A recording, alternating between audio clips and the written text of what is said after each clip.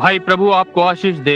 शुभ प्रातः मित्रों। आज प्रातः आराधनालय में बहुत गर्मी है, परंतु यहाँ होना महिमामय बात है। हम अति प्रसन्न हैं कि आज इस सभा के लिए आ सके। और ये बता चुका हूँ कि मैं अब दानियेल के 70 सप्ताह पर अध्ययन करेंगे। ये बाकी संदेश से जुड़ा हुआ है। इससे पहले कि मैं 7 मोहरों में जाऊं, जो कि 7 मोहरें 7 विपत्तियां, 7 तुरहियां 3 विपत्तियां, सूर्य में स्त्री, लाल शैतान का बाहर निकल जाना, 1,44,000 पर मोहर होना, ये सब इस समय के बीच में होता है। और मैंने सोचा कि मैं इसे पहले लूंगा। अब यहाँ गर्मी है, अधिक समय तक रुकना हमारा लक्ष्य नहीं है, जितना हम कर सकते हैं। और ये समय प्राय मंद समय है, जबकि लोग आराधनालय में कम होते हैं, और विशेषकर उन सब के पास वातानुकूलित कमरे हैं और जहाँ आराम है आदि आदि। हमारी इच्छा थी कि हमारे पास भी होता, परंतु इस समय ये हमारे पास नहीं है। हमारे बहुत से पूर्वज खुली धूप में बैठते थे। जब मैं लोगों से खेद प्रकट करने के लिए सोचता हूँ कि हमारे पास वातानुकूलित स्थान नहीं है, तो मेरे विचार सदा अफ्रीका की ओर चले जाते हैं, जहाँ वे उन तूफानों में पड़े रहते हैं और उन महिलाओं के बाल उनके मुख पर बिखरे पड़े रहते हैं। दिन और रात वहीं और जिस स्थान में होते हैं उसे नहीं छोड़ते, न खाते न पीते, कुछ नहीं, केवल वहीं पड़े रहते हैं कि केवल प्रभु के 1 या 2 वचन पकड़ लें। मैं मैक्सिको के विषय में सोचता हूँ, वो इतना गर्म था।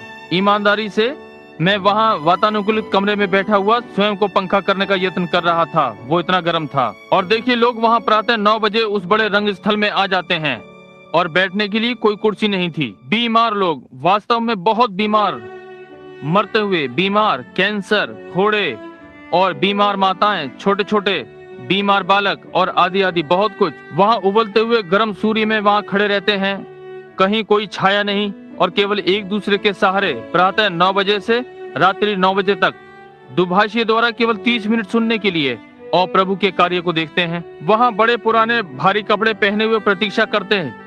वे उन्हें जाड़े और गर्मी दोनों में पहनते हैं। उनके पास बस यही है। और तब मैं उन जंगल में पड़े हुए लोगों के लिए सोचता हूँ, कैसे वे इन बीमार लोगों को लाते हैं जो कि हिल भी नहीं सकते। और भारत में जब वे लट्ठों को एक के ऊपर एक रखकर फिर उसके ऊपर दूसरा इस प्रकार से रखकर उस कोढ़ की बीमारियों से ग्रस्त, जहां से वे उन्हें बाहर सड़कों पर घसीट लाते हैं और उस तपते उबलते उष्ण क्षेत्र के सूर्य में डाल देते हैं, तूफानों में और चमकती बिजली में और इस प्रकार की चीजों में, वे उसी धूप और तूफान में वहीं पड़े रहते हैं और आदि आदि, और कभी नहीं हिलते या शिकायत करते, केवल और परमेश्वर के वचन को पकड़ने का प्रयास करते हैं। और तब उनके प्राणों के लिए कुछ है। तब हमें क्यों इस प्रातः खेद प्रकट करना चाहिए? हमारे सिर पर छत है, पंखे चल रहे हैं। यदि हम इस विषय में शिकायत करते हैं तो हमें लज्जा आनी चाहिए। अतः मुझे स्मरण है, अधिक समय नहीं हुआ, दक्षिणीय सागरों के द्वीपों में से एक द्वीप में उस रात्रि वहाँ पर मेरी एक सभा थी और एक तूफान आया। मैंने ऐसा तूफान कभी नहीं देखा। एक के बाद दूसरी बिजली चमकती, राष्ट्र को प्रकाशमान कर दिया। और कैसी हवाएं चल रही थीं, जब तक कि सारे पेड़ जमीन पर नहीं गिर जाते। मैंने कहा, ठीक है, मैं अपना सूट उतार सकता था, क्योंकि वहाँ कोई नहीं होगा। कुछ ही क्षणों में एक छोटी कार दरवाजे पर आती है, कोई द्वार खटखटाता है, जाने के लिए तैयार हो जाएं। और मैंने लड़के से कहा, वो अंग्रेजी बोल सकता था। मैंने कहा, क्या कोई वहाँ है? कहा, आप उस बड़े खेल के मैदान के पास शहर के किसी भी मकान में नहीं घुस सकते। और मैंने कहा, तुम्हारा अर्थ है कि लोग वहाँ पर इस प्रकार से हैं? मैंने कहा, इस तूफान में? उन्होंने कहा, वे परमेश्वर के विषय में सुनना चाहते हैं। इस प्रकार मैं वहाँ पहुँचा और वहाँ महिलाएं, कम उम्र की नवयुवतियां थीं। कोई ठट्टा हंसी नहीं और चिंगम चबाना और अपने लड़के मित्र से के विषय में बातें करना, हर वचन पर ध्यान देना और कभी हिलना नहीं, केवल बैठकर सुनना। एक ऑल्टर कॉल करें, केवल एक ऑल्टर कॉल, और हजारों की आंखों से लुढ़कते हुए आंसू हैं और अपने हाथों को परमेश्वर की ओर उठाए अपने प्राणों के लिए अनुग्रह चाहते हैं। युवा, लड़कियां और लड़के 17-18 वर्ष के। अब बूढ़े लोगों को वचन सुनने में कठिनाई होती है, आप समझे। ये दिखाता है कि हमारे पास शिकायत करने के लिए कुछ नहीं है। जी हाँ श्रीमान, परमेश्वर का धन्यवाद हो। हम बाकी अमेरिका के समान आधुनिक होना चाहते हैं, इसलिए हम उसी से करेंगे जो हमारे पास है। अब मेरे पास एक छोटी सी चीज है जिस पर कि मैंने ध्यान दिया, जो कि मैं यहाँ आराधनालय में फिर से करना चाहता हूँ। कितनों के पास बाइबल है? अपने हाथ उठाएं। अच्छा है। इससे पहले कि हम प्रार्थना करें, भजन संहिता 99 निकालें। हम ये किया करते थे भाई नेविल, वर्षों पहले। मैं नहीं जानता कि आज प्रातः आप पहले से ही भजन संहिता पढ़ चुके हैं या नहीं। मैं चाहता हूँ कि सभा भजन संहिता में से कुछ पढ़े। इस प्रातः जब मैं अपने अध्ययन कक्ष में बैठा हुआ इस संदेश और वचन पर ध्यान कर रहा था, मैंने सोचा आप जानते हैं अच्छा होगा कि हम सब भजन संहिता पढ़ें। मुझे ये बहुत पसंद है। मेरे थोड़ी देर से आने का कारण है कि बहुत दूर से मेरे पास एक टेलीफोन आया था चेन्नई से, या इसलिए इसी कारण से मुझे देर हुई। और अब जब हम इस भजन संहिता को निकाल रहे हैं तो मेरे पास बताने के लिए एक सूचना है जो मुझे अभी अभी दी गई है। ये भजन संहिता 99 अब से आगे यहाँ इस आराधनालय में सारी सभा संबंधित सूचनाएं और इन अभियानों में इस कार्यालय जेफरसन विले से आएंगी। कोई भी जो सभाओं के विषय में जानकारी की इच्छा करता हो वो लिखवा दे या अपना नाम और पता दे दे और आज रात्रि सभा समाप्त होने पर प्रचार मंच पर रख दे। समय रहते आपको सूचना भेज दी जाएगी कि आप सभाओं में उपस्थित होने के लिए अपना प्रबंध कर लें। ये इसलिए यदि कोई भविष्य में जानना चाहता हो कि सभाएं कहाँ होने जा रही हैं, हमारे पास कार्यालय में अब एक ढंग तरीका है कि आप केवल अपना नाम और पता यहाँ रख सकते हैं और हम आपको समय से पहले एक कार्ड भेजेंगे ताकि आप जान सकें सभाएं कहाँ हो रही हैं और संभवतः विषय और जो कुछ भी वहाँ है, यदि आपको अवसर मिल सके। आप देखिए, यदि आपके पास कोई वैधानिक स्थल नहीं है कि जहाँ ये आए, तो ये कहता है और वो कहता है, आप समझ नहीं सकते। देखा, इसलिए केवल अपना नाम व पता लिखकर और यहाँ रख दें और बिली पॉल उठा लेगा और आपको देगा। अब ये भी पूछा गया था यदि कोई और भी हो। भाई ब्रनम, क्या आप कोई और चंगाई सभा गुप्त विचारों को जानने के साथ साथ इस आराधनालय में करेंगे? नहीं, गुप्त विचारों को जानने का कार्य हमारे दूसरे बोर्ड द्वारा दिया जाएगा। अब यहाँ हमारे पास भाई नेविल हैं जिनके पास भविष्यवाणी का वरदान है कि बीमारों के लिए भविष्यवाणियाँ और उनको वे बातें बताने के लिए जो कि उन्हें जानना अवश्य है। और हमारे पास हिगिन बॉथम नाम एक भाई है जो कि बोर्ड में एक विश्वसनीय कार्य करने वाला ट्रस्टी था। इस प्रातः मैंने उसे नहीं देखा, परंतु उनके पास अधिकतर अन्य भाषा बोलने का वरदान है। और एक छोटी महिला एर्गन ब्राइट नाम से है, प्यारी छोटी सी बहन जिसके पास भाषाओं के अनुवाद का वरदान है। और ये सारे संदेश परमेश्वर के होने का प्रमाण है, क्योंकि क्रम से अलग अलग नहीं आ रहे हैं, ये सब एक क्रम में हैं। और जैसे ही ये वरदान इकट्ठे होने लगते हैं तो हम ये समझने का प्रयास करते हैं कि इन्हें कलीसिया वापस सुव्यवस्थित कर दे। और इन्हें बहुत ही जल्दी देखने वाला हूँ और इसलिए सभाएं सही क्रम में कर सकें, जैसे कि सभाएं प्रभु के सिद्ध कार्यक्रम में की जाएं, जितना कि हम सिद्ध प्रकार से कर सकते हैं। परंतु ये प्रिय लोग, कहूँ कि मेरे पड़ोसी श्रीमती वुड, जिन्होंने यहाँ माइक्रोफोन लगा रखा है और वहाँ पीछे टेप, ताकि सभा को टेप कर लें संदेशों को पाने के उद्देश्य से, और उन्हें लिख लेते हैं और देखते हैं कि ये सही या गलत है। समझे, ये इस प्रकार से इन्हें परखती हैं। मैं जानता हूँ कि श्रीमती वुड एक ईमानदार महिलाएं हैं और उन्होंने मुझे बहुत सी बातें बताई जो कही गई और जो घटित हुई, और अब इसके लिए हम आभारी हैं। जब मैं घर में आता हूँ तो मुझे घर पर आकर कितनी राहत मिलती है। तब वो भविष्यवक्ताई की ओर वो मुझे तोड़ डालता है, और इसलिए परमेश्वर ने इन भविष्यवाणियों और भाषाओं में बोलने और अनुवाद, जो कि भविष्यवाणियां हैं, के द्वारा थोड़ी सी राहत मेरे लिए भेजी है। अन्य भाषा में बोलना दो भिन्न मनुष्यों का भविष्यवाणी करना है। एक बोल रहा है, दूसरा वाला समझ रहा है कि अन्य भाषा में क्या बोला जा रहा है।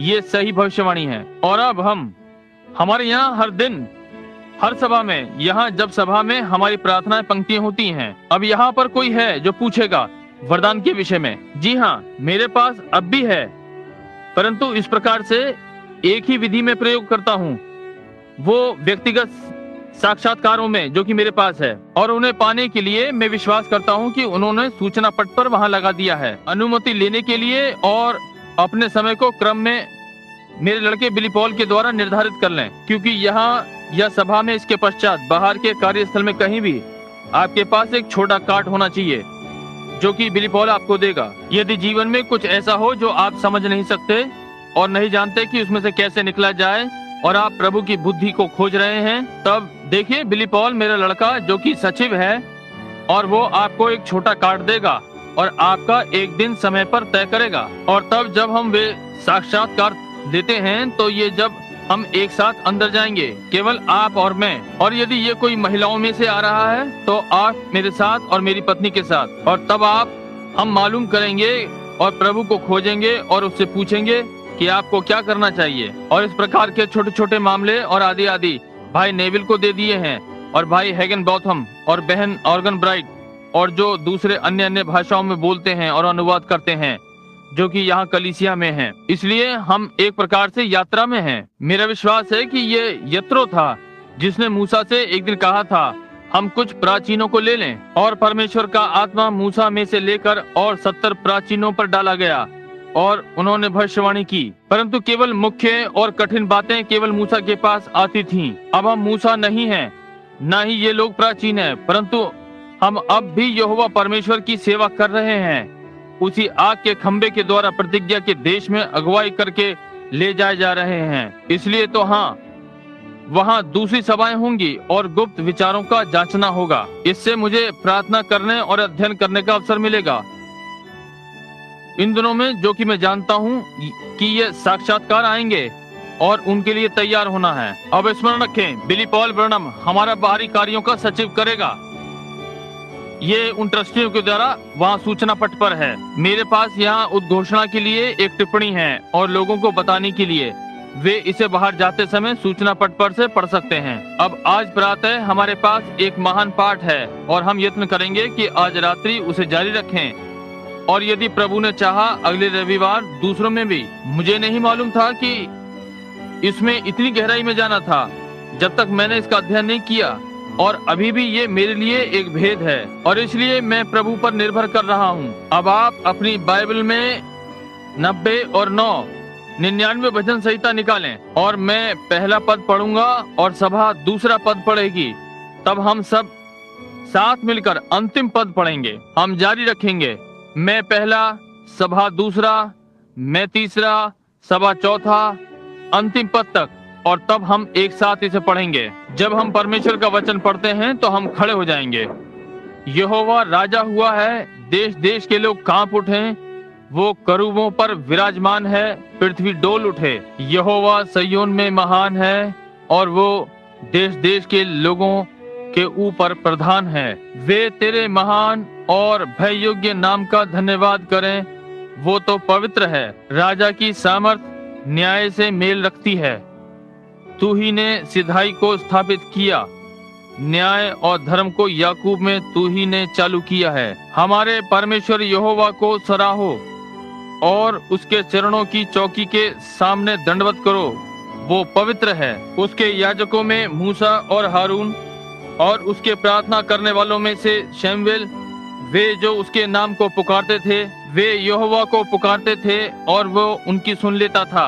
वो बादल के खंबे में से होकर उनसे बातें करता था, और वे उसकी चितौनियों और उसकी दी हुई विधियों पर चलते थे। हे हमारे परमेश्वर यहोवा, तू उनकी सुन लेता था, तो भी उनके लिए क्षमा करने वाला ईश्वर था। तू उनके कामों का पलटा तो लेता था। हमारे परमेश्वर यहोवा को सराहो और उसके पवित्र पर्वत पर दंडवत करो, क्योंकि हमारा परमेश्वर यहोवा पवित्र है। आइए हम अपने सिरों को झुकाएं। ये सत्य है प्रभु, ये वचन तेरे दास दाऊद के द्वारा भजन संहिता में तेरे लिए लिखे और कलमबद्ध किए गए हैं। तू सरापों के बीच में निवास करता है, तू पवित्र है और तेरा पर्वत पवित्र है। हम तेरे पास अपने हृदयों पर प्रभु यीशु का लहू छिड़के हुए तेरे समीप आ जाएं, शुद्ध विवेक और विश्वास और आत्मविश्वास के साथ अपने परमेश्वर की उपस्थिति में आ रहे हैं। ये सभी सुनने वाले इस प्रातः भक्तिपूर्ण रहें। हमारी समझ के कानों को खोल दें, हमारे द्वारा होते हुए बुद्धि से बातें करें, ताकि हम जान सकें कि हमें कैसे इन दिनों में तेरी उपस्थिति में व्यवहार करना है। हमारे परमेश्वर, हम तुझसे मांगते हैं कि हम पर ये भेद भरी बातें जो इन सारे वर्षों से छिपी रहीं प्रकट करें, जैसे कि हम इस सबसे अधिक निष्कपट और आदरणीय वचनों की ओर बढ़ रहे हैं। जब तू पृथ्वी पर था तब तूने इस विषय में कहा था और कहा कि जो इसे पढ़े वो समझे। इसलिए प्रभु, हम तेरे पास नम्रता पूर्वक आते हैं और तेरी बुद्धि को खोजते हैं, ये न जानते हुए कि क्या कहें। यहाँ पर कुछ वचनों के लेखों को क्रमबद्ध कर दें।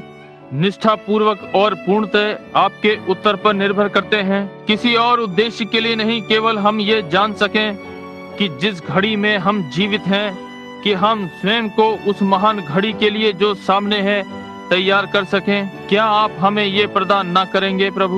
उसी के नाम में जिसने हमें ये सब सिखाया है कि हमें इस प्रकार से प्रार्थना करनी चाहिए। हमारे पिता, तू जो स्वर्ग में है, तेरा नाम पवित्र माना जाए, तेरा राज्य आए, तेरी इच्छा जैसे स्वर्ग में पूरी होती है वैसे ही पृथ्वी पर भी हो।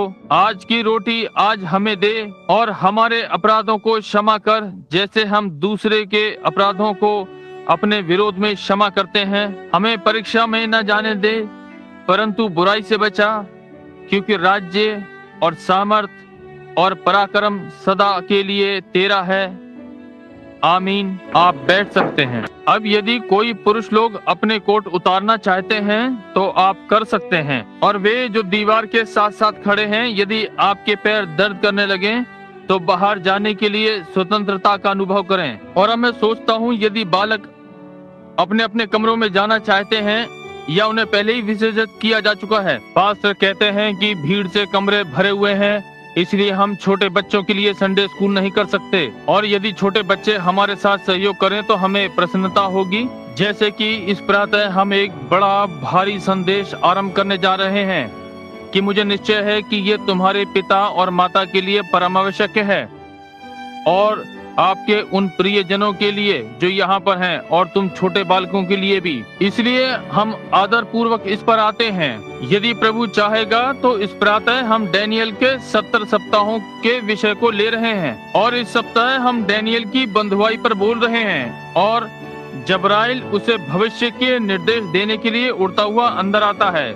जबकि डैनियल प्रार्थना में था, वो जबराइल स्वर्गदूत उसे निर्देशन देने के लिए अंदर आता है। आज रात्रि मैं उसके मिलने के आने के 6 सतह उद्देश्य पर बोलना चाहूंगा। 6 विभिन्न प्रकार के विषय आज रात्रि लाने हैं। जबराइल किस लिए आया? अगले रविवार प्रभु ने चाहा तो मैं कारणों और 7 कलीसियाई युगों को रखना चाहता हूँ, और वे किस समय में हैं और आज हम कहाँ खड़े हैं। प्रभु ने चाहा तो ये अगले रविवार प्रातः में।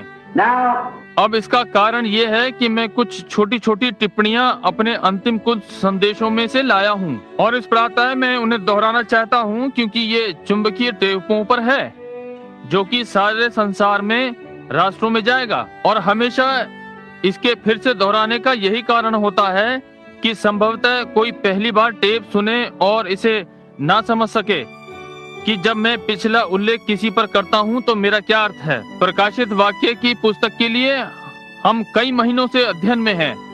यीशु मसीह का प्रकाशन हम कलीसियाई युगों से निकलते हुए आए हैं। प्रकाशित वाक्य के पहले 3 अध्याय कलीसियाई युग के थे। तब यूहन्ना 4 और 5वें अध्याय में उठा लिया जाता है और बहुत सी बातें दिखाई गई हैं जो कि बाद में घटित होने वाली थीं। अब 6वें अध्याय में वो फिर से पृथ्वी पर लाया जाता है कि उन चीजों को देखें जो 6वें अध्याय से आरंभ होती हैं, पहले पद से और 19वें अध्याय के 21वें पद तक। इसमें मोहरों के अंदर महामारियां, विपत्तियां, टिड्डियां, सूर्य में स्त्री और लाल अजगर का निकाला जाना, 1,44,000 पर मोहर करना और बहुत सी बातें। ये सप्ताह भारी अध्ययन कर रहा है।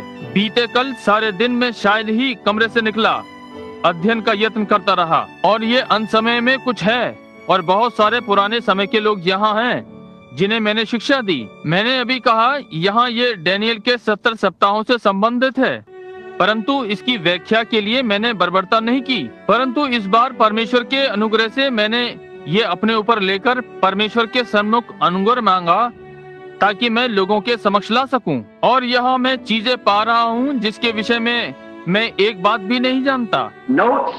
और तब मैं डॉक्टर लार्किंस की पुस्तक, डॉक्टर स्मिथ की पुस्तक पढ़ रहा था, डॉक्टर स्कॉफील्ड के नोट्स पढ़ रहा था, हर कहीं विभिन्न लोगों की टिप्पणियां, और तब भी मैं उनका एक साथ समायोजन करके कुछ नहीं निकाल सका, समझे। इसलिए इस सप्ताह में केंटकी पुस्तकालय में कुछ प्राचीन खगोल विज्ञान के कैलेंडरों और समयों को देखने के लिए योजना बना रहा हूँ, और पुस्तकालयों में से सारी प्राचीन पुस्तकें आदि आदि को लूंगा जो मैं ले सकता हूँ, और जो थोड़ा बहुत जो मैं यीशु मसीह में गंभीरता से अपना विश्वास रखते हुए कर सकता हूँ कि मुझ पर प्रकट हो। क्योंकि मैं ये नहीं कहना चाहता कि मैं ये जानता हूँ, मैं ये जानता हूँ, मैं वो जानता हूँ।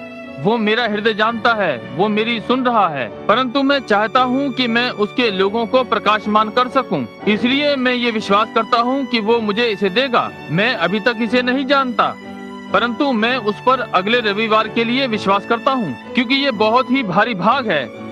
अगले रविवार ये जानने के लिए और उन 70 सप्ताहों को यथास्थान में रखने के लिए उसने प्रत्येक विभिन्न स्थान दिखाए, और जब इन सब में से होकर निकलते हैं तो ये सब आपस में ठीक नहीं बैठते।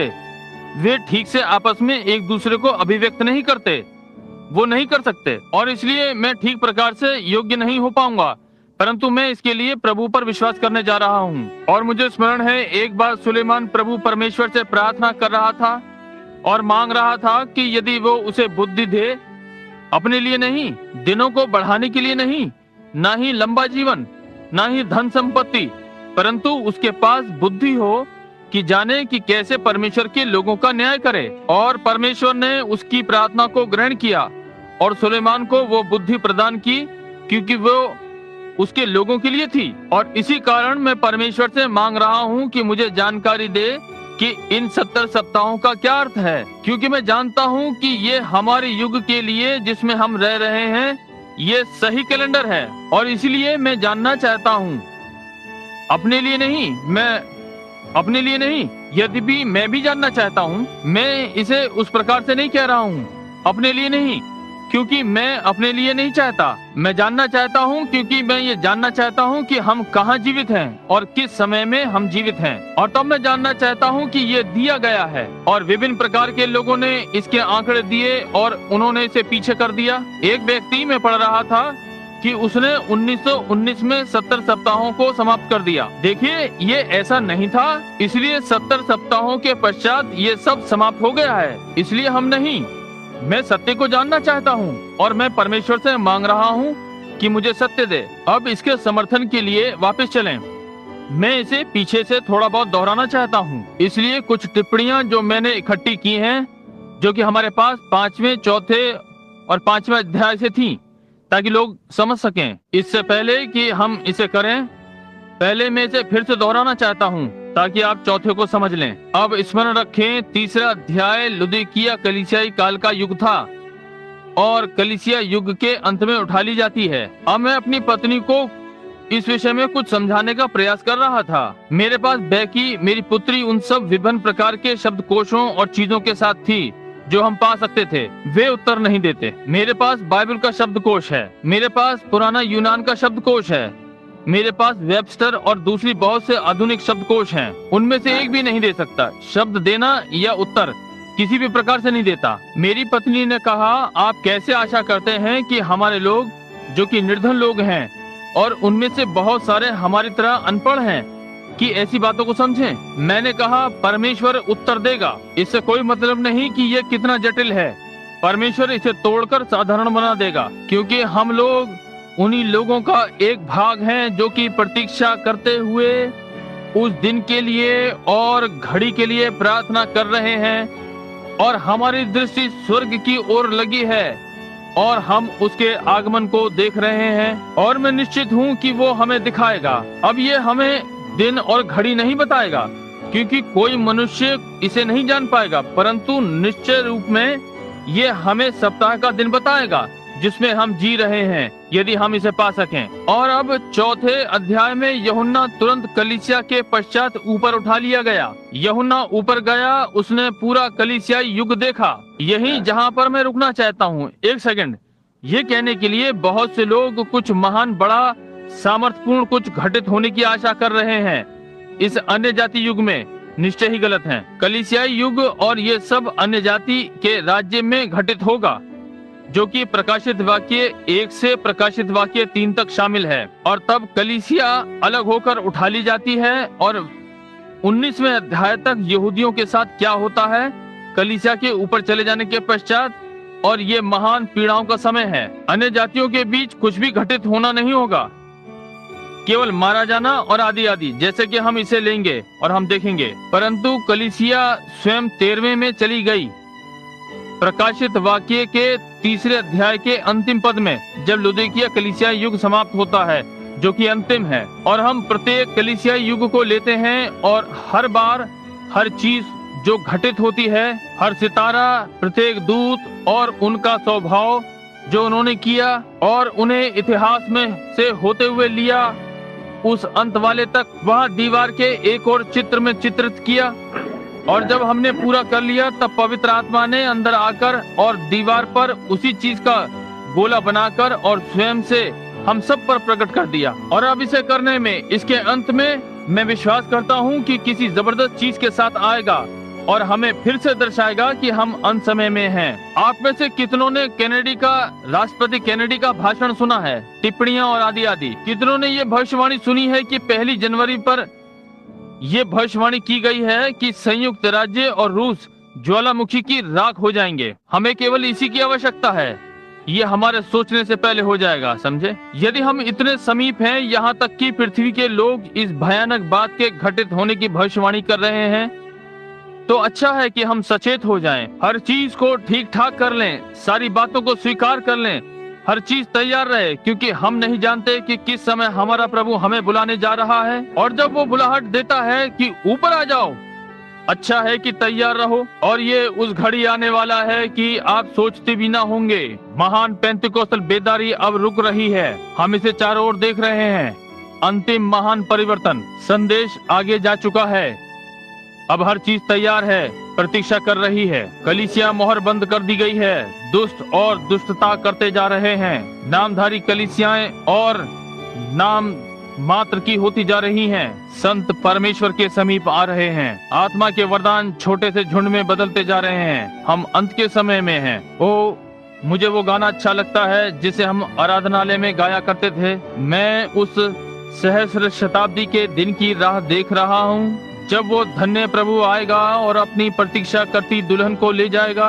ओ, मेरा हृदय उस दिन के लिए प्यासा और चिल्ला रहा है, उस मीठे छुटकारे के लिए जब हमारा बचाने वाला इस पृथ्वी पर वापस फिर से आएगा। उस घड़ी की प्रतीक्षा कर रहे हैं। अब 5वें अध्याय के 5वें पद में हम अपने पिछले पाठ में पाते हैं, जिसमें हमने करीबी संबंधी के विषय में बातचीत की, जो कि हमने पाया कि वो मसीह था। रूत के साथ उपमा दी गई। रूत निर्णय ले रही है, रूत सेवा कर रही है, रूत आराम कर रही है। निर्णय लेना न्यायोचित होना था, सेवा करना अपने आप को पवित्रकरण के लिए तैयार करना, विश्राम करना पवित्र आत्मा के साथ था जब तक कि ब्याह का भोज ना आए। कितना सुंदर है ये। कलीसिया जॉन वेस्ली के द्वारा आई, न्यायोचित ठहरना था, या मार्टिन लूथर न्यायोचित ठहरना, जॉन वेस्ली के द्वारा पवित्रीकरण, पेंतिकोस्टल के द्वारा होते हुए पवित्र आत्मा का बपतिस्मा, और अब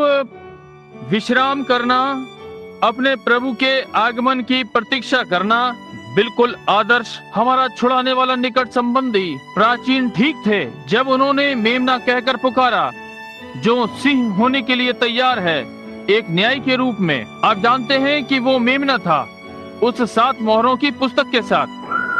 जब पुस्तक ले ली गई तो बिचवाई का कार्य समाप्त हो गया। अब 3रे अध्याय में कलीसिया ऊपर उठाई जा चुकी थी, परंतु अब छुटकारा प्रकट होने को है कि कैसे कलीसिया छुड़ाई गई। कलीसियाई युग में किस चीज का प्रकाशन घटित हुआ। देखिए, कलीसिया चली गई है, इसलिए अब वो 5वें अध्याय में दर्शा रहा है उसने ये कैसे किया, क्या घटित हुआ, कैसे उसने कलीसिया को मोहरबंद किया। उसके नाम का प्रकाशन, पानी का बपतिस्मा, उसके नाम का प्रयोग करना, अनंत जीवन, कोई अनंत नरक नहीं है, सर्पवंश, अनंत सुरक्षा, और ये सारी महान शिक्षाएं, पहले से चुन लिया जाना कलीसिया का, जो कि कलीसिया पर प्रकट किया गया है, वो दर्शा रहा है कैसे उसने ये किया। अब हमारा निकट संबंधी 7 मोहरों की छुटकारे की पुस्तक को मूल स्वामी के हाथ से ले रहा है।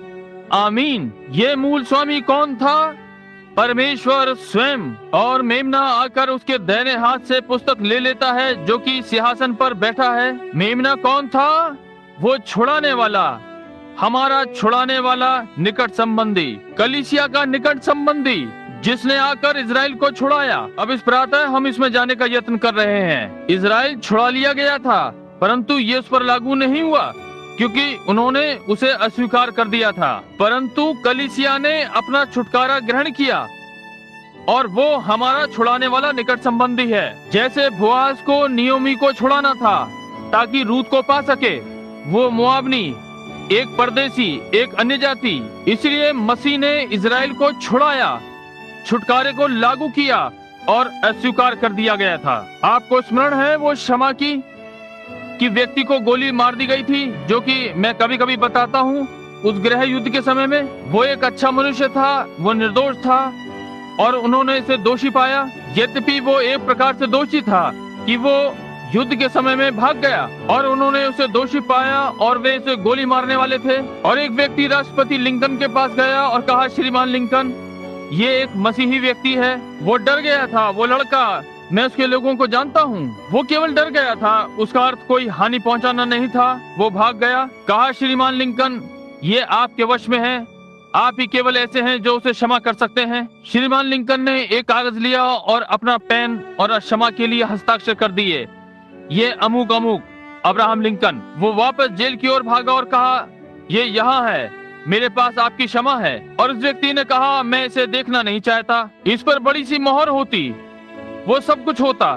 तुम मुझे केवल हंसी का पात्र बनाने का यत्न कर रहे हो। ये अब्राहम लिंकन नहीं है, कोई भी उसके हस्ताक्षर कर सकता है, परंतु इस प्रलेख पर उसकी मोहर होनी चाहिए और आदि आदि, यदि ये उसके पास से आया है। और वो मनुष्य उसे मना रहा था। यद्यपि वो मनुष्य जो जेल में था, उसने सोचा कि वो उसे बहला रहा है या, और बस वहां से चला गया। अगली प्रातः उसे गोली मार दी गई और तब जब उसे गोली मार दी गई तब वहां न्यायालय संघ में बहुत बहस हुई, क्योंकि उसे गोली मारे जाने के 24 घंटे पहले अब्राहम लिंकन ने हस्ताक्षर किए थे कि ये व्यक्ति क्षमा कर दिया गया है। और तब जो भी है, सरकार ने उसे गोली मार दी। तब क्या हुआ? तब संयुक्त राज्य के न्यायालय संघ ने कहा कि न्यायालय संघ इस निर्णय पर पहुंचे हैं कि क्षमा तब तक क्षमा नहीं है जब तक उसे क्षमा के रूप में स्वीकार न किया जाए। और यीशु ने इजराइल को कैलवरी पर छुड़ाया, परंतु ये उनके लिए क्षमा नहीं थी, क्योंकि उन्होंने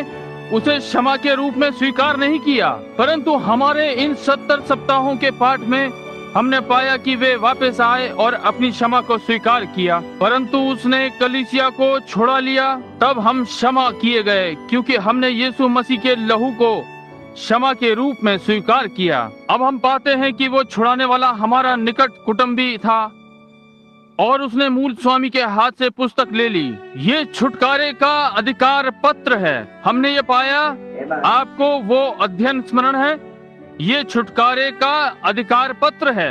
ये इसके साथ एक आदर्श विलेख है कि परमेश्वर ने मृत्यु के लिए जीवन को मांगा अदन वाटिका में। तब यीशु वो धर्मी मरा और अधिकार पत्र को ले लिया और मोहरों को तोड़ने के योग्य था और प्रकट किया कि उसमें क्या था, और उत्तराधिकार अपने लोगों को दे दिया जो कि उससे संबंधित था। वो अनंत जिसका उत्तराधिकार ये करने के द्वारा मिला, उसने अपना स्वयं का जीवन कलवरी पर दे दिया और पवित्र आत्मा के द्वारा उसे हम सब में बांट दिया। आमीन। कोई भी मनुष्य कभी भी उस प्रेम को जो उसने किया उसे कभी नहीं सोच सकता था। अदन वाटिका में गिर जाने के कारण एक बार शैतान अधिकारी बन गया था, अब बांधकर और आग की झील में डाल दिया गया है। उसके दिन समाप्त हो गए हैं। हमने पाया कि यीशु की सुसमाचार में 4 उपाधियां हैं: दाऊद का पुत्र, सिंहासन का वारिस, अब्राहम का पुत्र, शाही अनुदान, मनुष्य का पुत्र, पृथ्वी का वारिस, परमेश्वर का पुत्र, सब चीजों का वारिस। शाही अनुदान, पुराने नियम में संपत्ति को 50 वर्ष से अधिक नहीं रोका जा सकता था। वो मूल स्वामी से 50 वर्ष से अधिक अलग नहीं रखी जा सकती थी। और 40वें दिन उसने दाम चुका दिया। 50वें दिन वो छुटकारा और सामर्थ जो कलीसिया से संबंधित था, जो कि अदन की वाटिका में खो दिया गया था, वापस दिलवा दिया गया और हमारे पास पवित्र आत्मा के बपतिस्मे के द्वारा 50वें दिन भेज दिया गया। तब हमने ये लिपटी हुई पुस्तक उठाई। हमने वो लिपटी हुई पुस्तकें उठाई। किस प्रकार ये लिपटी हुई पुस्तक उसके हाथ में दी गई, कैसे वो यिर्मयाह 32:6 में उसका चचेरा भाई हनमेल उसके लिए कुछ संपत्ति अधिकार छोड़ गया और वे बंधुआई में जा रहे थे, जिसमें कि इस प्रातः हम भी बंधुआई में जा रहे हैं, और उसे मिट्टी के बर्तन में रख गया, जो कि दर्शाता है कि परमेश्वर की सामर्थ कहाँ है। और लिपटी हुई पुस्तकें और परमेश्वर के भेद हृदय में जाने जाते हैं। हमारे छुटकारे की योजना, यही मिट्टी के बर्तनों में रखी गई है। यीशु का नाम और प्रकाशन। हम पाते हैं कि ये 7 मोहरों से मोहर बंद है और प्रत्येक मोहर लिपटी हुई थी। और जैसे कि प्रकाशन सामने आता है, उसने मोहर को खींचा और खोला। मोहर क्या कहती है उसे पढ़ा। तब उसने दूसरी को खोला, वो लिपटी पुस्तक, और पढ़ा कि मोहर ने क्या कहा। अगली वाली को खोला, उसे बाहर खींचा और देखा कि मोहर ने क्या कहा और प्रकाशन क्या था। बिल्कुल यही वो जो हमारी 7 मोहरें हैं, जिसे कि हम जल्द ही देखने जा रहे हैं। हमें विश्वास है कि हम ये करेंगे। प्रत्येक मोहर जब ये पुस्तक पर से तोड़ी जाती है, ये खुल जाएगी और वो ये दर्शाएगी कि सही में क्या घटित हुआ। हम पाते हैं कि वहाँ 7 5 बार है, उस छुटकारे की योजना में है। 5 अंक है और वो 5 7 हैं। 7 मोहरें, 7 आत्माएं, 7 दूत, 7 तुरैया और 7 कलीसियाई युग। इसलिए आप देखते हैं 7 5 बार अनुग्रह है, 5 अनुग्रह है और 7 सिद्धता है। इसलिए ये बिल्कुल ठीक प्रकार से चल रहा है। देखा? ठीक है। जैसे कि प्रत्येक मोहर परमेश्वर के वचन में टूट गई और युग के मनुष्य को प्रकट किया कि हम कौन से युग में जीवित हैं। कलीसियाई युग की आत्मा, युग की कलीसिया। प्रकाशित वाक्य के 10 के अंत में हम पाते हैं, जब मोहर तोड़ी गई थी, हम पाते हैं कि स्वर्गदूत ने एक पांव पृथ्वी पर रखा और एक समुद्र पर रखा, अपने हाथों को स्वर्ग की ओर उठाया और मेघ धनुष उसके सर पर था। जो हमेशा जीवता है, उसकी शपथ खाकर कहा कि अंतिम मोहर पर समय समाप्त हो गया। और जब तक हम उन मोहरों में न जाएं, आप प्रतीक्षा करें और देखें कि वो मोहर कहाँ पर हैं। उन 70 सप्ताहों के देखने के पश्चात तब देखिए कि मोहरें कहाँ पर हैं। समय समाप्त हो गया, छुटकारा पूरा हो गया। वो अब सिंह और न्यायी है। इस प्रातः वो आपका बचाने वाला है, परंतु एक दिन वो आपका न्यायी होगा। 8वां पहले तक 5वें अध्याय का 14वां पद, मेमने की आराधना का समय आकाश और पृथ्वी पर प्रकट करता है। 7 मोहर की पुस्तक, वो योग्य मेमना, छुड़ाने वाला, निकट कुटुंबी। और 8वें पद से 14वें तक स्वर्गदूत उसकी आराधना करते हैं, प्राचीन उसकी आराधना करते हैं, जीवित प्राणी उसकी आराधना करते हैं और यूहन्ना उसकी इतनी आराधना करता है। और यहाँ तक कहा कि प्रत्येक प्राणी स्वर्ग में, पृथ्वी के नीचे, उन्होंने मुझे ये कहते सुना, धन्यवाद, महिमा, सामर्थ, बुद्धि सब मेमने का है। मेमने राजा की आराधना का समय अब कलीसिया जा चुकी है, स्मरण रखें। आइए हम दानियेल निकालें और 9वां अध्याय और पहले से 3रे पद तक, और तब हम 20वें से 27वें तक लेने जा रहे हैं, क्योंकि ये केवल दानियेल की प्रार्थना है। मैं चाहता हूँ कि इस सप्ताह आप इसे बार बार पढ़ें, अब जब तक आप इसे समझ ना जाएं। मादी अक्षार्यस का पुत्र दारा, जो कसदियों के देश पर राजा ठहराया गया था, उसके राज्य के पहले वर्ष में मुझ दानियेल ने शास्त्र के द्वारा समझ लिया था कि यरूशलेम की उजड़ी हुई दशा यहोवा के उस वचन के अनुसार जो यिर्मयाह नबी के पास पहुंचा था, कुछ वर्षों के बीतने पर अर्थात 70 वर्ष के पश्चात पूरी हो जाएगी। अब अगला पद, तब मैं अपना मुख परमेश्वर की ओर करके गिड़गिड़ाहट के साथ प्रार्थना करने लगा और उपवास कर, टाट पहन, राख में बैठकर वरदान मांगने लगा। और वो इस प्रकार आगे बढ़ता है। और जब तक हम 20वें पद तक नहीं पहुंचते, लोग खड़े हुए हैं। समय बचाने के लिए मैं 20वें पद तक जाना चाहता हूं, जब तक हम नीचे 20वें पद तक आएं। इस प्रकार मैं प्रार्थना करता और अपने इजरायली जाति भाइयों के पाप का अंगीकार करता हुआ अपने परमेश्वर यहोवा के सन्मुख उसके पवित्र पर्वत के लिए गिड़गिड़ाकर विनती करता ही था। तब जबकि मैं प्रार्थना कर ही रहा था, तब वो पुरुष जिब्राइल, जिसे मैंने उस समय देखा जब मुझे पहले दर्शन हुआ था, उसने वेग से उड़ने की आज्ञा पाकर सांझ के अन्न के समय मुझे छू लिया। मुझे समझाकर मेरे साथ बातें करने लगा। उसने मुझसे कहा, हे दानियेल, मैं तुझे बुद्धि और प्रवीणता देने के लिए निकल आया हूँ। काश यदि हम भी वहाँ पर होते। उसने उसे कैसे पाया? प्रार्थना में। वो स्वर्गदूत मनुष्य, आपने ध्यान दिया, उसने उसे पुरुष कहकर पुकारा। और जब तू गिड़गिड़ाकर विनती करने लगा, तभी इसकी आज्ञा निकली, और ये आज्ञा निकली कि उसके पास जा। इसलिए मैं तुझे बताने के लिए आया हूँ, क्योंकि तू अति प्रिय ठहरा। इसलिए इस विषय को समझ ले और दर्शन की बात का अर्थ बूझ ले। तेरे लोगों के लिए और तेरे पवित्र नगर या तेरे नगर के लिए 70 सप्ताह ठहराए गए हैं, कि उनके अंत तक अपराध का होना बंद हो और पापों का अंत और अधर्म का प्रायश्चित किया जाए, और युग न युग की धार्मिकता प्रकट होए, और दर्शन की बात पर और भविष्यवाणी पर छाप दी जाए, और परम पवित्र का अभिषेक किया जाए। उसके आने का ये 6 स्तरीय कारण था। अब ध्यान दें, अब इसलिए ये जान और समझ ले। अब सुनिए कि यरूशलेम की फिर से बसने की आज्ञा के निकलने से लेकर अभिषिक्त प्रधान के समय तक 7 सप्ताह बीतेंगे। फिर 62 सप्ताहों के बीतने पर चौक और खाई समेत वो नगर कष्ट के समय फिर से बसाया जाएगा, और उन 62 सप्ताहों के बीतने पर अभिषिक्त पुरुष काटा जाएगा और उसके हाथ कुछ न लगेगा। और आने वाले प्रधान की प्रजा नगर, आने वाले प्रधान पवित्र स्थान और नगर को नाश तो करेगी, परंतु उस प्रधान का अंत ऐसे होगा जैसे बाढ़ से होता है, तो भी उसके अंत तक लड़ाई होती रहेगी, क्योंकि उसका उजड़ जाना निश्चय ठाना गया है। और वो प्रधान 1 सप्ताह, सुनिए, के लिए बहुतों के संग दृढ़ वाचा बांधेगा इन्हीं 70 सप्ताहों में से, परंतु आधे ही सप्ताह के बीतने पर वो मेल बलि और अनबलि को बंद करेगा, और कंगूरे पर उजाड़ने वाली घृणित वस्तु दिखाई देगी, और निश्चय से ठानी हुई बात के समाप्त होने तक परमेश्वर का क्रोध उजाड़ने वाले पर पड़ा रहेगा। अब यहाँ पर अगले 3, 4, 5 सभाओं के लिए हमारे पास पाठ है, जो भी प्रभु प्रकट करेगा। 70 सप्ताह। अब मैं डॉक से कहूंगा यदि वो आज रात्रि वहां पर मेरा श्याम पट लगा दे, इसलिए ताकि मैं इसे चिन्हित कर सकूं। अब मैं नहीं चाहता कि आप इसमें चूक जाएं। आपको मेरे साथ अध्ययन करना होगा, और गहन अध्ययन, या फिर आप इसे समझ ना पाएंगे। अब मैं इसे श्याम पट पर चित्रित करना चाहूंगा, और तब आप अपनी पेंसिल और कागज ले आए और इन दिनांकों और समयों और इन सब के विषय में लिख लें। अब 70 सप्ताह आरंभ होते हैं। अब समझिए, कलीसिया के उठा लिए जाने के पश्चात, अब सब कोई इसे समझता है तो आमीन कहें। अब कलीसिया के उठा लिए जाने के पश्चात प्रकाशित वाक्य 6:1 से प्रकाशित वाक्य 19:21 70 सप्ताहों से संबंधित हैं, इसलिए हमें रुककर इसकी व्याख्या करनी चाहिए। इससे पहले हम आगे बढ़ें, हमें रुककर व्याख्या करनी चाहिए कि क्यों ये 70 सप्ताह है, क्योंकि यदि आप नहीं समझेंगे तो आप उन मोहरों को नहीं समझ पाएंगे, आप उन तुरहियों को समझने से चूक जाएंगे, आप उन कटोरों और विपत्तियों को समझने में चूक जाएंगे। वे 3 मेंढकों के समान अशुद्ध आत्माएं, वे 3 विपत्तियां, लाल अजगर को निकालना,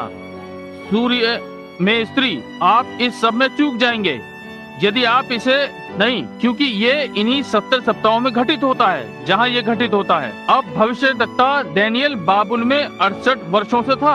आप जो पीछे संदर्भ में जाना चाहते हैं और अपना कुछ समय बचाना चाहते हैं, जिसमें कि हमें गहराई से देखना है, 68 वर्ष वो बंधुआई में 606 ईसा पूर्व गया, और जब उसे दर्शन मिला तो वो 538 ईसा पूर्व था। 606 में से 538 घटा दें तो 68 बचे। 68 वर्षों से वो बाबुल में था, अन्य जातियों के मध्य में, और तब भी विजयी था।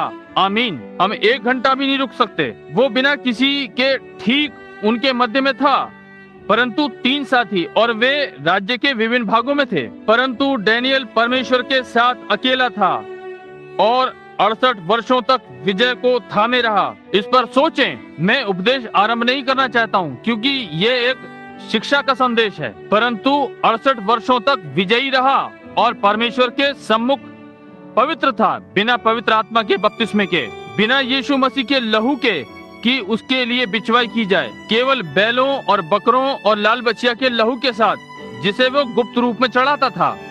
उस राष्ट्र के मूर्ति पूजक रीति रिवाजों के कारण वे वहां ले जाए गए। यिर्मयाह ने उनके लिए भविष्यवाणी की थी कि वे वहां जा रहे थे। अब डैनियल, उसने उस समय देखना आरंभ किया कि समय समाप्त हो रहा है, जैसे कि आज हम हैं। डैनियल ने समझना आरंभ कर दिया। उसने कहा, पुस्तकों के पढ़ने के द्वारा उसके राज्य के पहले वर्ष में मुझ डैनियल ने वर्षों की गिनती को पुस्तकों के द्वारा समझ लिया कि यरूशलेम की उजड़ी हुई दशा यहोवा के उस वचन के अनुसार है जो यिर्मयाह नबी के पास पहुंचा था। कुछ वर्षों के बीतने पर, अर्थात 70 वर्ष के बीतने पर पूरे हो जाएंगे। यिर्मयाह ने 606 ईसा पूर्व में उनके पापों और अधर्म के कारण भविष्यवाणी की कि वे 70 वर्षों तक रहेंगे। आपको स्मरण है कि वहाँ उस दिन एक और भविष्यद्वक्ता आया। इस समय मैं उसका नाम नहीं बता सकता, हो सकता है कुछ मिनटों में आपके लिए याद कर लूं यदि मैं थोड़ी देर के लिए पीछे देखूं। परंतु वो आया और उसने कहा, यिर्मयाह तुम गलत हो। परमेश्वर इजराइल को केवल वहाँ कुछ दिनों के लिए, लगभग 2 वर्ष के लिए रखेगा। यिर्मयाह ने कहा, ऐसा ही हो, आमीन। उसने कहा, परंतु 1 मिनट रुकिए, एक भविष्यद्वक्ता होने के नाते हम एक दूसरे को परख लें। उसने कहा, स्मरण करो, हमसे पहले जो भविष्यवाणी किया करते थे और वे गलत बातें बताते और गलत बातें बताने के कारण परमेश्वर उनसे व्यवहार करता था, इसलिए हम निश्चित हो जाएं। परंतु प्रभु परमेश्वर ने मुझे बताया है कि वहाँ अभी भी 70 वर्ष हैं। परमेश्वर ने उस झूठे भविष्यद्वक्ता को मारा और उसी वर्ष उसका जीवन वापस ले लिया, क्योंकि परमेश्वर ने इस सच्चे भविष्यद्वक्ता को बता दिया था कि वहाँ 70 वर्ष ही थे। और मैं चाहता हूँ कि आप ध्यान दें कि कैसे डैनियल अब भी परदेसी, अब भी अपने लोगों से बाहर निकाला हुआ था, अपनी कलीसिया से बाहर निकाला हुआ, बिना किसी एक प्रार्थना सभा के, बिना किसी कलीसिया में गए हुए, बिना किसी धार्मिक गाने के, केवल वो स्वयं गाता था। इस सब के मध्य में होते हुए वो अब भी वही पकड़े था जो भविष्यद्वक्ता ने कहा, आमीन आमीन। कोई कलीसिया नहीं जहाँ जाए, कोई नहीं जिसके साथ संगति करे। हर कोई मूर्ति पूजकों के मंदिर में चला गया, हर कोई उनकी मूर्तियों की आराधना कर रहा था। कोई मसीही गीत नहीं, कोई भी वो विश्वास नहीं करता था जो वो करता था। 68 वर्ष और अपनी युवावस्था लगभग 12-14 वर्ष का था जब वो वहाँ पर लाया गया था। वो परमेश्वर के प्रति सच्चा रहा और यिर्मयाह नबी के द्वारा दिन लगभग समाप्त हो गए थे। आज परमेश्वर के सच्चे भविष्यद्वक्ता के हृदय को ये कितना चेताएगा कि हम पीछे देखें और देखें कि ये सच्चा भविष्यद्वक्ता ने क्या कहा, और ये जानते हुए कि हम अंत समय पर हैं। उसने कहा, मैंने पुस्तकों के द्वारा समझ लिया जो कि मेरे भाई यिर्मयाह ने कई वर्षों पहले ये भविष्यवाणी की थी कि इजराइल यहाँ 70 वर्षों तक रहेगा और वो समय लगभग पूरा होने को है। और उसने स्वयं को तैयार किया और उसने उपवास रखा और स्वयं को पवित्र किया, और जब राख और टाट अपने सिर पर डाला और उपवास और प्रार्थना में चला गया कि ये समझे कि वे किन दिनों में रह रहे थे। और यदि डैनियल प्रभु का भविष्यद्वक्ता यिर्मयाह की पुस्तकों से परामर्श कर सकता था, और वो ऐसी स्थिति में आ गया कि इजराइल भी बाहर आ रहा था और वे सारे जीवित और बाबुल से बाहर आकर वापस अपने देश को जा रहे थे, इस कारण से वो टाट और राख के साथ उपवास रख रहा था, ये जानते हुए कि समय समाप्त हो रहा है। तो जीवते परमेश्वर की कलीसिया को कितना करना चाहिए, और प्रभु यीशु मसीह का आगमन और महान सहस्र शताब्दी होने को तैयार है। कैसे हम अपने समय को जुए स्नान के तालाबों पर रविवार में नष्ट कर सकते हैं। प्रभु के लिए कोई समय नहीं, बस जल्द करें।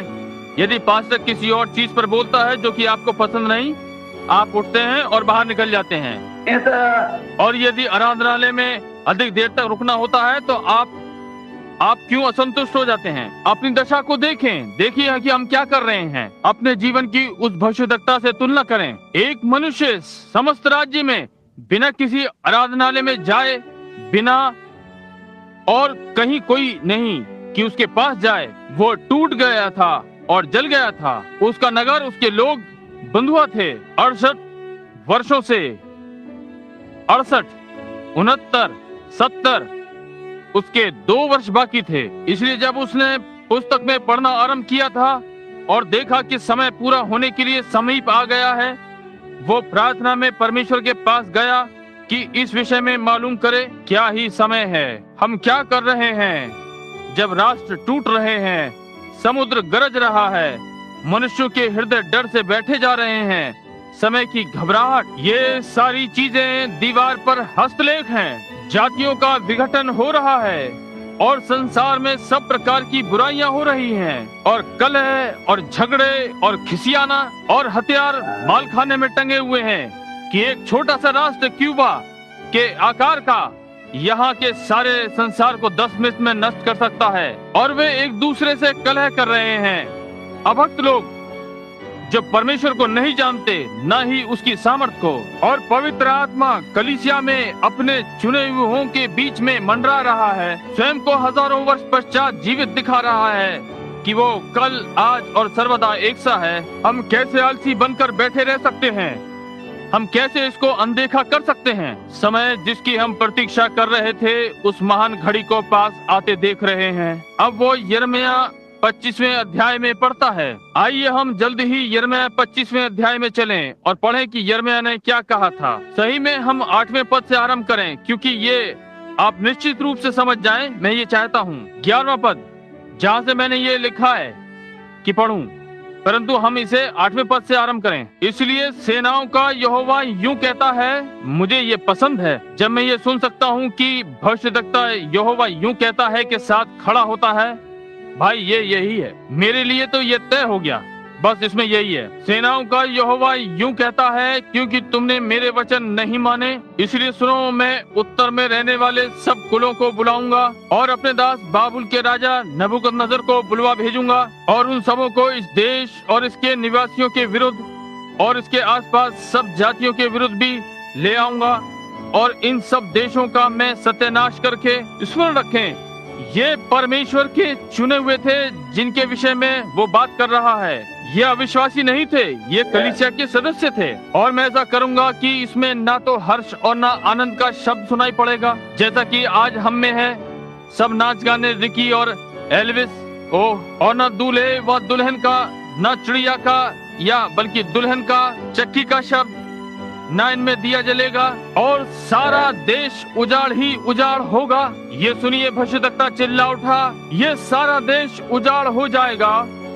और इस महान परमेश्वर के दास की नकल ना करना, परंतु मैं भविष्यवाणी करता हूँ कि ये संपूर्ण राष्ट्र उजाड़ हो जाएगा। परमेश्वर इस देश को इसके पापों के लिए दंडित करेगा। यदि परमेश्वर अपने चुने हुए इजराइल को, अब्राहम के वंश जिससे उसने वाचा बांधी और उसके साथ प्रतिज्ञा की है, यदि वो उन्हें गलत कार्य करने से न रोके, यद्यपि वे बीज कोट से ही धार्मिक थे, उनके पास महान आराधनालय और याजक और रब्बी थे, परंतु असभ्य होने के कारण और जो बातें उनके मध्य में थीं, और परमेश्वर ने उनसे वही कटवाया जो उन्होंने बोया था, ऐसा ही हम भी पाएंगे। 11वां पद, ये सारी जातियों का देश उजाड़ ही उजाड़ होगा। देखिए, ये हर कोई है और कहता है वहाँ वे हैं, वे इतने महान थे, अब उन्हें देखें। और ये सब जातियां 70 वर्ष तक बाबुल के राजा के अधीन रहेंगी। ये एक जीवन काल है।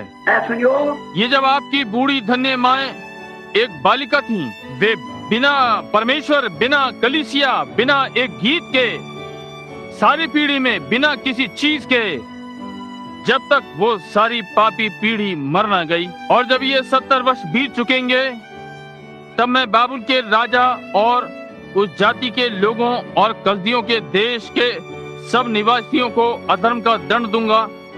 यहोवा की ये वाणी है, और उस देश को सदा के लिए उजाड़ कर दूंगा। मैं उस देश में अपने सब वचन पूरे करूंगा जो मैंने उसके विषय में कहे हैं, और जितने वचन यिर्मयाह ने सारी जातियों के विरुद्ध भविष्यवाणी करके पुस्तक में लिखे हैं, क्योंकि बहुत सी जातियों के लोग और बड़े बड़े राजा भी उनसे अपनी सेवा कराएंगे, और मैं उनको उनकी करनी का फल भुगताऊंगा। इजराइल के परमेश्वर यहोवा ने मुझसे यूं कहा है, मेरे हाथ से इस जलजलाहट के दाख मधु का कटोरा लेकर उन सब जातियों को पिला दे जिनके पास मैं तुझे भेजता हूँ। दूसरे शब्दों में, यिर्मयाह, मैंने तुझे ये संदेश दिया है, तू शांत न बैठ, एक स्थान पर स्थिर न रहे, परंतु सब देशों में भविष्यवाणी कर। क्या आप समझ गए?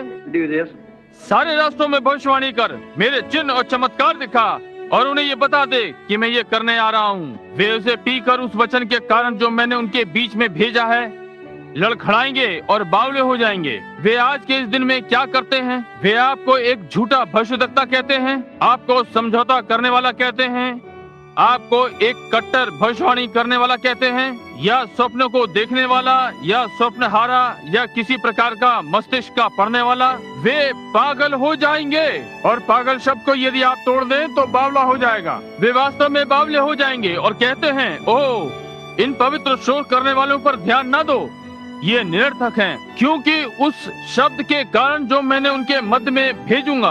अब देखिए, इतिहास स्वयं को दोहराता है। यिर्मयाह फरीसी जो यहूदियों, हिरोदियोनियों, वे जो भी हैं, उनके साथ सहमत ना होगा। वो केवल वचन को सामने रखेगा और वो उन सब को उसके ऊपर पागल बना देगा। क्या? अब ध्यान दें। और तब मैंने प्रभु के हाथ से प्याला लिया और सब देशों को पिला दिया। यिर्मयाह घर पे नहीं रुका, यिर्मयाह किसी छोटे स्थान पर नहीं रुका, परंतु उसने सब देशों को पिला दिया जिनके पास प्रभु ने मुझे भेजा। यिर्मयाह ने प्रभु का वचन लिया, उसके वचन की दाख मधु, और दाख मधु उसके वचन की सामर्थ है। दाख मधु में सामर्थ है, दाख मधु एक उत्तेजना है, दाख मधु में उसके पीछे सामर्थ है। और मैंने प्रभु का वचन लिया, यिर्मयाह ने कहा, और उसे प्रकट कर दिया। दाख मधु वो सामर्थ जो उसमें है, मैंने उनके सम्मुख अभ्यास किया और वे इसे नहीं सुनेंगे। परमेश्वर ने कहा, तब मैं उन्हें 70 वर्षों के लिए बाबुल में भेजूंगा। और उसने केवल यही किया। धर्मी और अधर्मी एक समान गए। अब वापस पाठ पर आते हैं। डैनियल पढ़ रहा था। जरा सोचें, डैनियल ने वही शब्द पढ़े जो आज प्रातः हम पढ़ रहे हैं। डैनियल ने वही बाइबल पढ़ी, वही व्याकरण, वही वाक्य, वही बातें जो कि मैं परमेश्वर की सहायता से आगे के कुछ संदेशों में आपके लिए पढ़ूंगा। वही बातें आपको दर्शाने के लिए कि हम अंत समय में हैं। और डैनियल यिर्मयाह से वचन लेकर बाबिल चला गया और वो अभिषेक भविष्यद्वक्ता था और उसने आश्चर्यकरम चिन्ह किए, अन्य भाषाओं का अनुवाद कर सकता था और उनके मध्य में चिन्ह और आश्चर्यक्रम दिखाए, जबकि वो स्वयं में अकेला खड़ा था। आमीन, वो अकेला खड़ा था। परंतु यिर्मयाह ने ये वचन बहुत वर्षों पहले लिख दिए थे और डैनियल ने वचन का अनुवाद किया। कहें कि 1 मिनट रुकें, हम अंत समय के निकट आ रहे हैं, क्योंकि मैं पहले ही यहाँ 68 वर्षों से हूँ और प्रभु का भविष्यद्वक्ता, आमीन, मेरे भाई, परमेश्वर का सच्चा भविष्यद्वक्ता जिसने स्वयं को भविष्यद्वक्ता सिद्ध किया है, हमारे लिए भविष्यवाणी की है। मैंने यहाँ एक पुस्तक में लिख लिया है जिसमें कहा गया है कि 70 वर्ष पूरे हो जाएंगे। ओ प्रभु परमेश्वर, हम अंत के निकट हैं। वो सारी पीढ़ी मर मिटी है। प्रभु, अब आप क्या करेंगे? आपने हमें यहाँ से भेजने की प्रतिज्ञा की है और उसने स्वयं को प्रार्थना के लिए लगा दिया। ओ परमेश्वर, यदि कोई समय प्रार्थना का है तो हमें अब अपने आप को प्रार्थना के लिए दे देना चाहिए, क्योंकि हम उसके सच्चे दासों के समान, हम प्रेरितों की उन पत्रियों के द्वारा देखते हैं, पवित्र आत्मा की चेतावनी के द्वारा, कि हम अंतिम दिनों में हैं। पवित्र आत्मा ये कहता है कि अंतिम दिनों में लोग ढीठ, घमंडी, परमेश्वर से अधिक सुख विलास के चाहने वाले होंगे, क्षमा रहित, दोष लगाने वाले, असंयमी और भले के बैरी होंगे। मैं ये पत्रियों द्वारा समझता हूँ। मैं समझता हूँ कि अंत के दिनों में ठट्टा उड़ाने वाले आएंगे। मैं समझता हूँ कि अंत के दिनों में देश देश के विरुद्ध होंगे। मैं समझता हूँ कि अंत के दिनों में समुद्र में बड़ी बड़ी लहरें उठेंगी। मैं समझता हूँ कि भयानक दृश्य, जैसे आकाश में उड़न तस्त्रियां, भेदपूर्ण दृश्य दिखाई देंगे और मनुष्य के हृदय भय से बैठ जाएंगे। वो भययुक्त व्याकुलता का समय होगा और लोगों में वेशभूषा। मैंने पढ़ा है कि अंतिम दिनों में वे सब संगठन और नामधारी और संघ में बदल जाएंगे। मैं समझता हूँ कि अंतिम दिनों में स्त्रियां अपने बाल कटवाएंगी और मैं समझता हूँ जैसे ही अंतिम दिन में जाएंगे वे छोटे छोटे कपड़े पहनेंगी और ऊंची एड़ियों के जूते के साथ टक टक जब वे चलेंगी। अंत के दिनों में मैं समझता हूँ कि नैतिक स्तर अधिक नीचे आ जाएगा। मैं समझता हूँ कि अंतिम दिनों में प्रचारक झूठे चरवाहे होंगे। वे समझौते करेंगे और लोगों को परमेश्वर का वचन खाने को नहीं देंगे। इसे छोड़ वे धार्मिक मत और चीजों के पीछे जाएंगे। परंतु मैं समझता हूँ कि अंत के दिनों में एक आवाज आएगी जो जंगल में चिल्लाती होगी, लोगों को मूल संदेश पर वापस आने के लिए पुकारेगी, वापस परमेश्वर की चीजों पर। मैं पुस्तकों द्वारा ये समझता हूँ कि वे बातें घटित होंगी। मैं समझता हूँ कि अंतिम दिनों में अकाल पड़ेंगे और कलीसियाएं इतनी संगठित हो जाएंगी और इतनी कठोर और आदि आदि कि अंतिम दिनों में अकाल पड़ेगा। और ये केवल रोटी और पानी का नहीं, परंतु परमेश्वर के सच्चे वचन को सुनने का। और लोग पूर्व से, पश्चिम से, उत्तर से और दक्षिण से निकलकर परमेश्वर के सच्चे वचन को सुनने के लिए ढूंढेंगे। परंतु कलीसियाएं इतनी संगठित और सख्त होंगी कि वे इसे सुनने के लिए असफल होंगे। मैं ये पुस्तकों के द्वारा समझता हूँ। परंतु उस दिन, ओ परमेश्वर, दाऊद में से एक डाली फूट निकलेगी। मैं समझता हूँ कि उस अंतिम समय के दिन आने के पहले वो एलिया को भेजेगा और उसके पास एक संदेश होगा जो कि बालकों के हृदय को उनके पूर्वजों की ओर फेरेगा, उन्हें वापस मूल पर भेजेगा, फिर से अंत में भेजेगा और आरंभ करेगा। मैं ये समझता हूँ कि ये तब होगा कि इससे पहले आत्मा ने जातियों, कलीसियाओं पर से उठ जाए और यहूदियों के पास घूम जाए। और मैं केवल पत्रियों द्वारा नहीं समझता, मैं वचन के द्वारा, लिखित वचन के द्वारा समझता हूँ कि इज़राइल अपने देश को वापस लौटेगा और मैं उसे जाते हुए देखता हूँ। मैं भविष्यद्वक्ताओं की पत्रियों के द्वारा समझता हूँ कि इज़राइल एक राष्ट्र हो जाएगा, वे उस मंदिर को फिर से स्थापित करेंगे कि आराधना करें। जब वो अपने देश में फिर वापस आएंगे तो परमेश्वर उनसे फिर व्यवहार करेगा। ओह, और उनके साथ अंत के दिनों में 2 भ्रष्टवक्ता उठ खड़े होंगे। मैं ये समझता हूँ जैसे अन्य जाति की कलीसिया उठ जाएगी, 2 भ्रष्टवक्ता इजराइल में पहुंच जाएंगे, एलीशा और मूसा। जब इसे लेंगे तब देखेंगे। भविष्यद्वक्ता ने देखा कि बाबुल में समय लगभग पूरा हो गया है। ठीक है, जिब्राइल केवल जो उसने पूछा उसे ही प्रकट करने को नहीं आया, परंतु उसको वो सब बताने जो यहूदी जाति के लिए ठाना गया था, उनके समाप्त होने तक। आमीन। उसने थोड़ा सा पूछा था और सारी चीज जान ली। उसने केवल जानने के लिए पूछा। डैनियल ये जानना चाहता था, अब और कितना समय लगेगा प्रभु? यिर्मयाह भविष्यद्वक्ता, आपका दास, मेरा भाई, उसने 68 वर्ष पहले भविष्यवाणी की थी और कहा कि ये लोग यहाँ पर 70 वर्ष ठहरेंगे। अब व्यवहारिक रूप में पुरानी पीढ़ी समाप्त हो गई थी। वहाँ एक पुरानी पेंतिकोस्तल पीढ़ी जो 40 वर्ष पहले उठी, पुरानी योद्धा वे कहलाए थे। वे संगठित हुए और हारे और लड़े उस होरे पर्वत पर से होते हुए और नबो वहाँ से निकलते हुए, परंतु अब अंत में हम नदी पर हैं। वो अब यहोशू के साथ नए वालों को उठाएगा कि उन्हें उस पार ले जाए।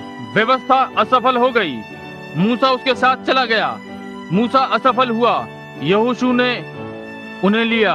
हम पाते हैं कि संस्थाएं असफल हो गईं, परंतु परमेश्वर का आत्मा यहोशू शब्द का अर्थ है यीशु, हमारा बचाने वाला है। पवित्र आत्मा कलीसिया में आएगा, न कि संस्था में, परंतु पवित्र आत्मा लोगों के मध्य में आएगा और उसे यर्दन पार जाने के लिए तैयार करेगा। मैंने ये पुस्तक के पढ़ने के द्वारा समझ लिया है कि क्या घटित होने को है, और परमेश्वर जानता है कि मैं अब क्या ढूंढ रहा हूँ, ताकि मैं उसके लोगों को सांत्वना दे सकूं कि क्या होने को है। यहाँ इस प्रातः और बाहर दूर देशों समस्त संसार में ये टेप जाएंगे कि हम अंत समय में हैं। उसने जब तक राज्य पूरी तरह से पुनः स्थापित न हो तब तक, और सहस्र शताब्दी स्थापित न हो तब तक का सब कुछ पूर्णतः प्रकट कर दिया है। ये जिब्राइल का संदेश था। उसने कहा, मैं तुझे ये बताने आया हूँ कि 70 वर्ष 70 सप्ताह तेरे लोगों के लिए ठहराए गए हैं। यहूदी पीढ़ी के अंत तक 70 सप्ताह हैं। अब देखिए उसने क्या कहा, जो कि अब फिर से पुनः स्थिति में आने तक तेरे लोगों और तेरे नगर के लिए 70 सप्ताह ठहराए गए हैं। तेरे नगर, बाबुल उसका नगर नहीं था। उसका नगर कहाँ था?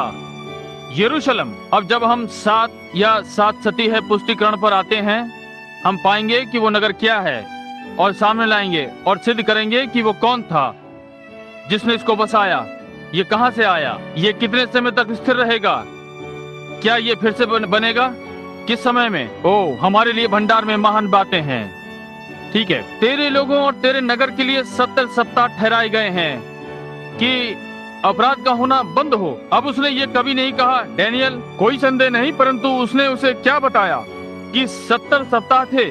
मेरा अर्थ लगभग 70 वर्ष समाप्त होने को थे। 68 वर्ष, केवल 2 वर्षों की कमी। और जैसा कि हम पाते हैं यिर्मयाह की भविष्यवाणी बिल्कुल ठीक थी। 2 वर्षों पश्चात वे चले गए। नेहेमिया राजा से आज्ञा पाकर चला गया और कठिनाई के समय में दीवार को बनाया। उन्होंने कार्य किया। उसने कहा कि दीवार, इसे सुनिए, अपराध का होना बंद हो, पाप का अंत हो। पाप का अंत हो किसका? यहूदियों का। तेरे लोगों के लिए ठहराए गए हैं, ना कि अन्य जाति के लिए।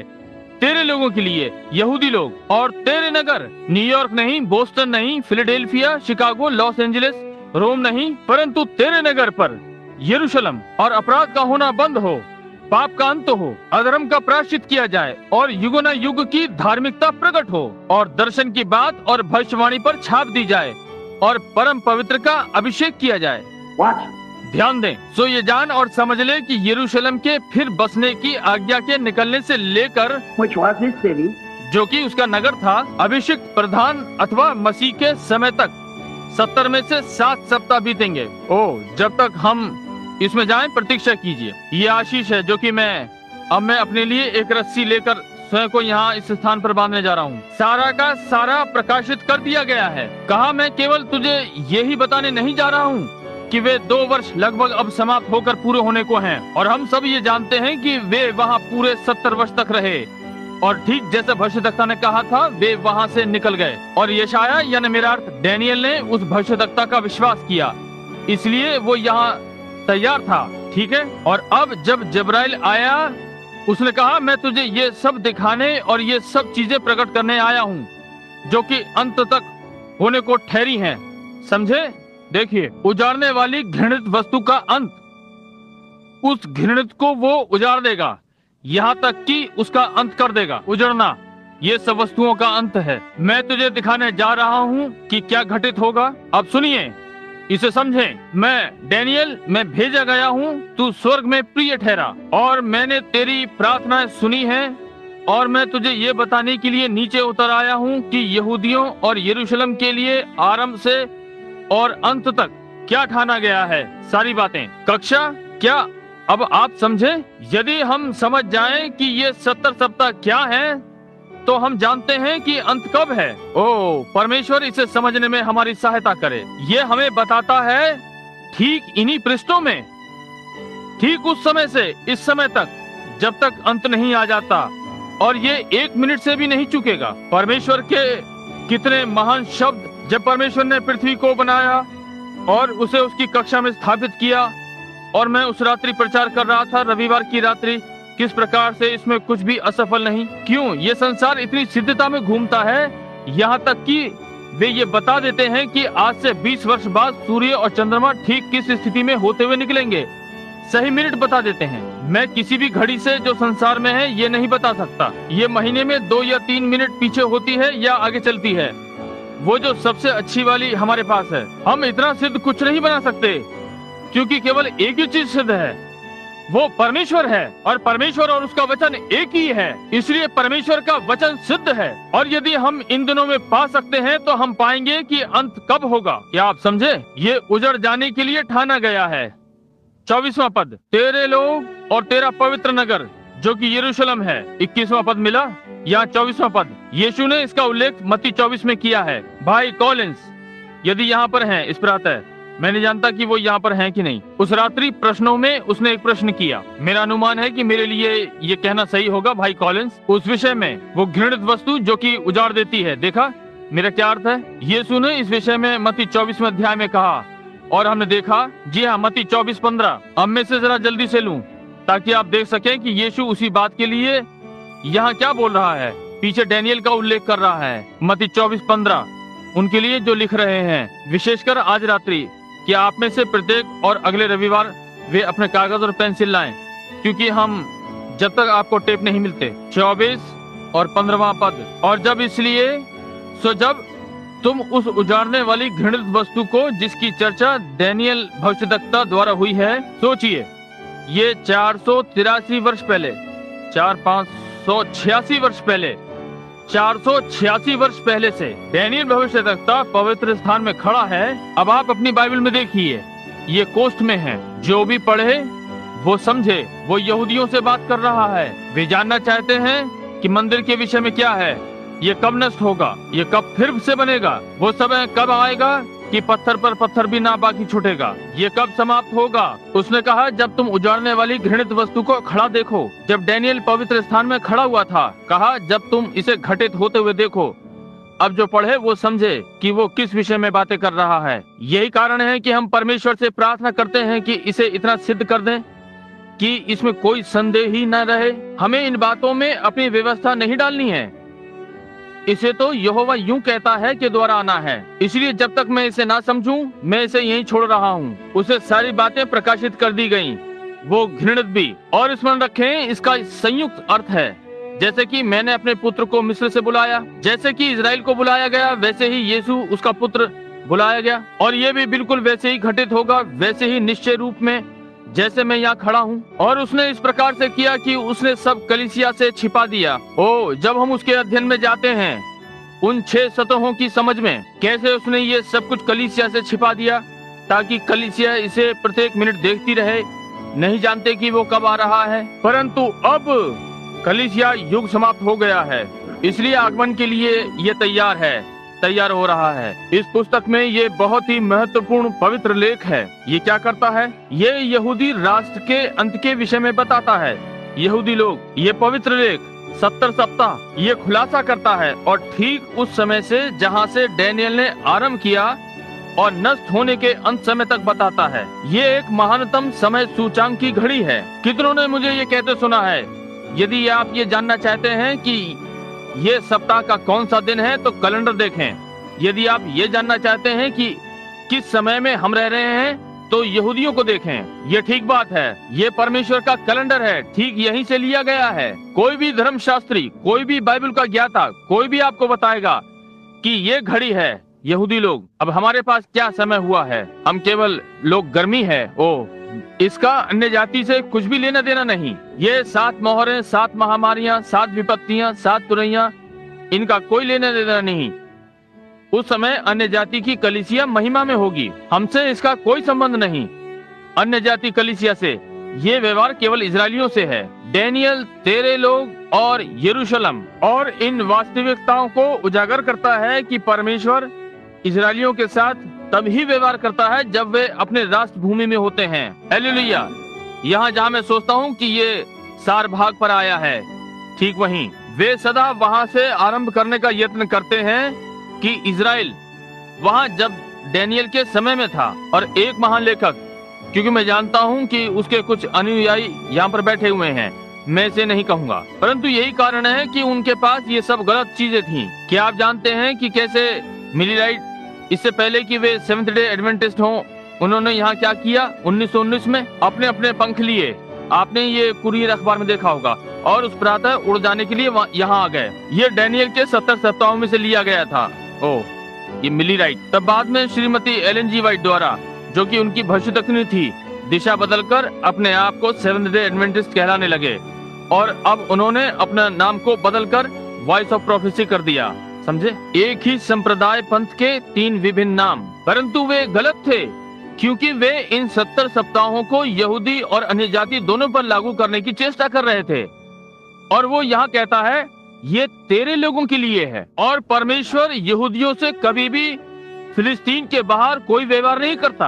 और जब मसीह 72वें सप्ताह में काटा गया, अपने स्वयं के लिए नहीं, हमारे लिए अलग किया गया। इजराइल तितर बितर हो गया था और कभी भी वापस अपने राष्ट्र में अभी पिछले कुछ वर्षों पहले तक नहीं आया था, इसलिए वो समय गिना नहीं गया था कलीसियाई युग। क्या आप समझे? ये 1919 नहीं होगा। मैं आपको दिखा सकता हूँ कि 1919 में कुछ घटित हुआ, परंतु ये जब वो स्वर्गदूत तीसरे दूत का संदेश प्रचारित हुआ और पीड़ाएं आ गईं, ये ठीक बात है, परंतु ये नहीं था। वो जब युद्ध एक भेदपूर्ण रीति से बंद हो गया, ये हमें 7वें अध्याय में मिलेगा जब हम इस पर आएंगे। जब हम 7वें अध्याय पर आते हैं, आपने मुझे बहुत बार ये प्रचार करते हुए सुना होगा। देखिए, जब दूत के संदेश ने कहा पृथ्वी के चारों हवाओं को पकड़े रहे जब तक हम यहूदी दासों पर मोहर ना कर दें। अब वे प्रतीक्षा कर रहे हैं कि जब तक अन्य जाति का युग समाप्त ना हो जाए, तब जब वो भीतर आता है तो वो यहूदियों पर मोहर करता है। 1,44,000 पवित्र आत्मा पाते हैं। वहाँ 1,44,000 मोहर बंद हैं। प्रकाशित वाक्य के साथ आप इसे पढ़ चुके हैं। और मैंने देखा एक बड़ी संख्या पहले ही स्वर्ग में है। यूहन्ना ने देखा सब भाषाओं और देश, और वे परमेश्वर के सन्मुख अपने हाथों में खजूर की डालियां लिए खड़े हैं, श्वेत वस्त्र पहने हालेलुया आमीन गा रहे हैं। महिमा, बुद्धि, आदर, सामर्थ, शक्ति युग न युग हमारे परमेश्वर का है, आमीन, वे चिल्ला रहे हैं। तब यूहन्ना नहीं समझ सका, परंतु उसने घूमकर पीछे देखा और उसने सीने पर्वत पर देखा। महिमा हो 1,44,000 जिन्होंने अपने आप को स्त्रियों से अशुद्ध नहीं किया। यहूदियों, स्त्रियां, कलीसियाएं, वे किसी संस्था के सदस्य नहीं बने, लूथरन, मेथोडिस्ट, बैप्टिस्ट और प्रेस्बिटेरियन, परंतु वे आरंभ से ही यहूदी थे, कट्टर, और उनके मंदिर वहाँ सीने पर्वत पर आराधना कर रहे थे। वे 1,44,000 हैं। ये इसके बाद है कि कलीसिया जब महिमा में चली जा चुकी है, समझे? इसलिए श्रीमान स्मिथ गलत थे, होना ही था, क्योंकि आप कैसे इसे 1919 में यहाँ लागू कर सकते थे? 1,44,000 बाहर निकले तो आप फिर से वापस रेसलाइट में चले जाते हैं, तो आप फिर से रेसलाइट की शिक्षा में वापस चले जाते हैं कि यीशु 1914 में आ गया, 1919 में अपनी कलीसिया को ले गया, और अब वो एक रहस्यमय देह है जो कि पृथ्वी के चारों ओर घूम रही है, दादा की कब्र पर जाती है, दादी की कब्र पर जाती है और उन्हें जिला रही है, जिनको वे जो रेसलाइट थे। निरर्थक बात, वचन में ये कोई समझदारी नहीं बनती, ये ठीक ठीक प्रतीत नहीं होता। नहीं श्रीमान, नहीं, परंतु परमेश्वर के पास तो सत्य है, और परमेश्वर एक वो है जो इसे प्रकट करता है और उसे उसमें समायोजित करके दिखाता है कि ये ठीक हमारे लिए है। समझे? मैं विश्वास करता हूँ कि वो करेगा। मैं इसे नहीं जानता, मैं आपको सत्य बता रहा हूँ। मैं नहीं जानता, परंतु मैं विश्वास कर रहा हूँ, कि वो करेगा। इसलिए आप देखिए, परमेश्वर कभी भी यहूदियों के साथ व्यवहार नहीं करता। मैं चाहता हूँ कि आप इसे स्मरण रखें। जहाँ तक कि इजराइल का मामला है, यही जब मैं इस भाई को जो यहाँ पर बैठा है बताने का यत्न कर रहा था इजराइल जाने के विषय में, कि इजराइल से अलग रहें, उससे अलग रहें। आप सब लोग जो यहूदियों के परिवर्तन के विषय में बात कर रहे हैं, इससे पहले कि ये संदेश समाप्त हो, आप देखेंगे कि ये यहोवा यूं कहता है, वचन के द्वारा और आत्मा के द्वारा इजराइल का परिवर्तन हो जाएगा, सारा राष्ट्र एक ही रात में। बाइबल ऐसा कहती है। परंतु सुसमाचार उन्हीं के लिए ही नहीं है। वहाँ कुछ स्वपक्ष त्यागी जो बाहर हैं और आदि आदि इस प्रकार जो यहूदियों के मूल समाज से बाहर आए, जो अंदर आए और बचा लिए गए। ये सत्य है। मैं ये अपने संपूर्ण हृदय से विश्वास करता हूँ। परंतु स्मरण रखें, जब तक इजराइल अपने राष्ट्र से बाहर है, वे बचाए नहीं जा सकते। अब वे वापस आ रहे हैं और वे बचाए जाएंगे, सारा का सारा राष्ट्र एक दिन में। बाइबल ऐसा ही कहती है, एक दिन सारा इजराइल पूरी तरह से परमेश्वर के पास वापस आएगा। इन्हीं किन्हीं दिनों में इजराइल में कोई सामर्थ्य चीज प्रभाव डालेगी, जब तक कि ये सारे राष्ट्र को ना हिला देगी। यहाँ तक कि भविष्यद्वक्ता चिल्लाया और कहा कि तूने एक ही दिन में ये कर दिया। एक दिन में वे इसे देखेंगे। वहाँ पर एक जबरदस्त चीज होगी, मेरे विचार में, कि वो एक सामर्थी भविष्यद्वक्ता होगा जो उठेगा और इजराइल के सम्मुख खड़ा होकर और उनको ये सिद्ध करेगा कि मसीह अभी भी जीवित है। वो मसीहा जिसको उन्होंने अस्वीकार किया था। वे जो अब उस छोटी बाइबल, इजराइल की बाइबल को पढ़ते हैं, वे इसे पीछे से आगे की ओर पढ़ते हैं, जिस प्रकार से वे पढ़ते हैं।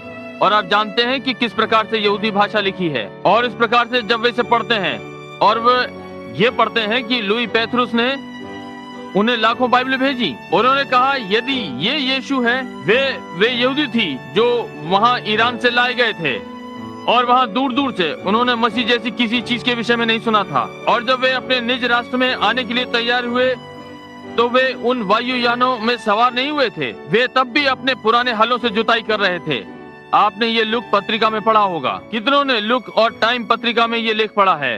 क्यों? निश्चय ही आपने पढ़ा है। समझे? वे उसमें नहीं जाएंगे। वो बूढ़ा रब्बी वहाँ पर खड़ा हुआ और कहा, स्मरण रखो, हमारे भविष्यद्वक्ता ने कहा है कि हम उकाब के पंखों पर अपनी निज भूमि में जाएंगे। हालेलुया। राष्ट्र टूट रहे हैं, इजराइल जाग रहा है। वे चिन्ह जिनकी बाइबल ने भविष्यवाणी की है, अन्य जातियों के दिन गिने हुए हैं, हैंगे भारी हो गए। ओ बिखरे हुए अपनों में वापस आ जाओ। अच्छा है कि आप जाग जाएं। आपने ये सुना है और इसे सुना है और सुना है, परंतु इन्हीं किन्हीं दिनों में ये अंतिम बार होगा। इजराइल अपने घर वापस आ रहा है। किस दिन परमेश्वर ने ठाना कि इजराइल एक राष्ट्र हो, वही दिन है और कोई और दूसरा अन्य जाति कभी भी नहीं बचेगा। मैं ये इन 70 सप्ताहों से सिद्ध कर दूंगा, यदि मैं केवल उन दिनों को ढूंढ सकूं। मैं खगोल शास्त्री कैलेंडरों को देखने जा रहा हूं और जूलियन खगोलीय और रोमी और उन सबको, कहीं कुछ और भी होंगे, उसमें कुछ है। परमेश्वर इस विषय में जानता है, वो इस योग्य है कि इसको प्रकट करे। समझे? मैं जानता हूँ कि जूलियन कैलेंडर में 365 सही 1/4 दिन एक वर्ष में होते हैं, इसलिए ये सब आपस में मिल गए हैं। परंतु कहीं कोई सत्य है। मैं देखता हूँ बहुत सी कलीसियाएं, बहुत सी संस्थाएं, बहुत से लोग इस पर जा रहे हैं और कुछ मरियम को पुकारते हैं, कुछ इसकी आराधना करते हैं, कुछ उसकी।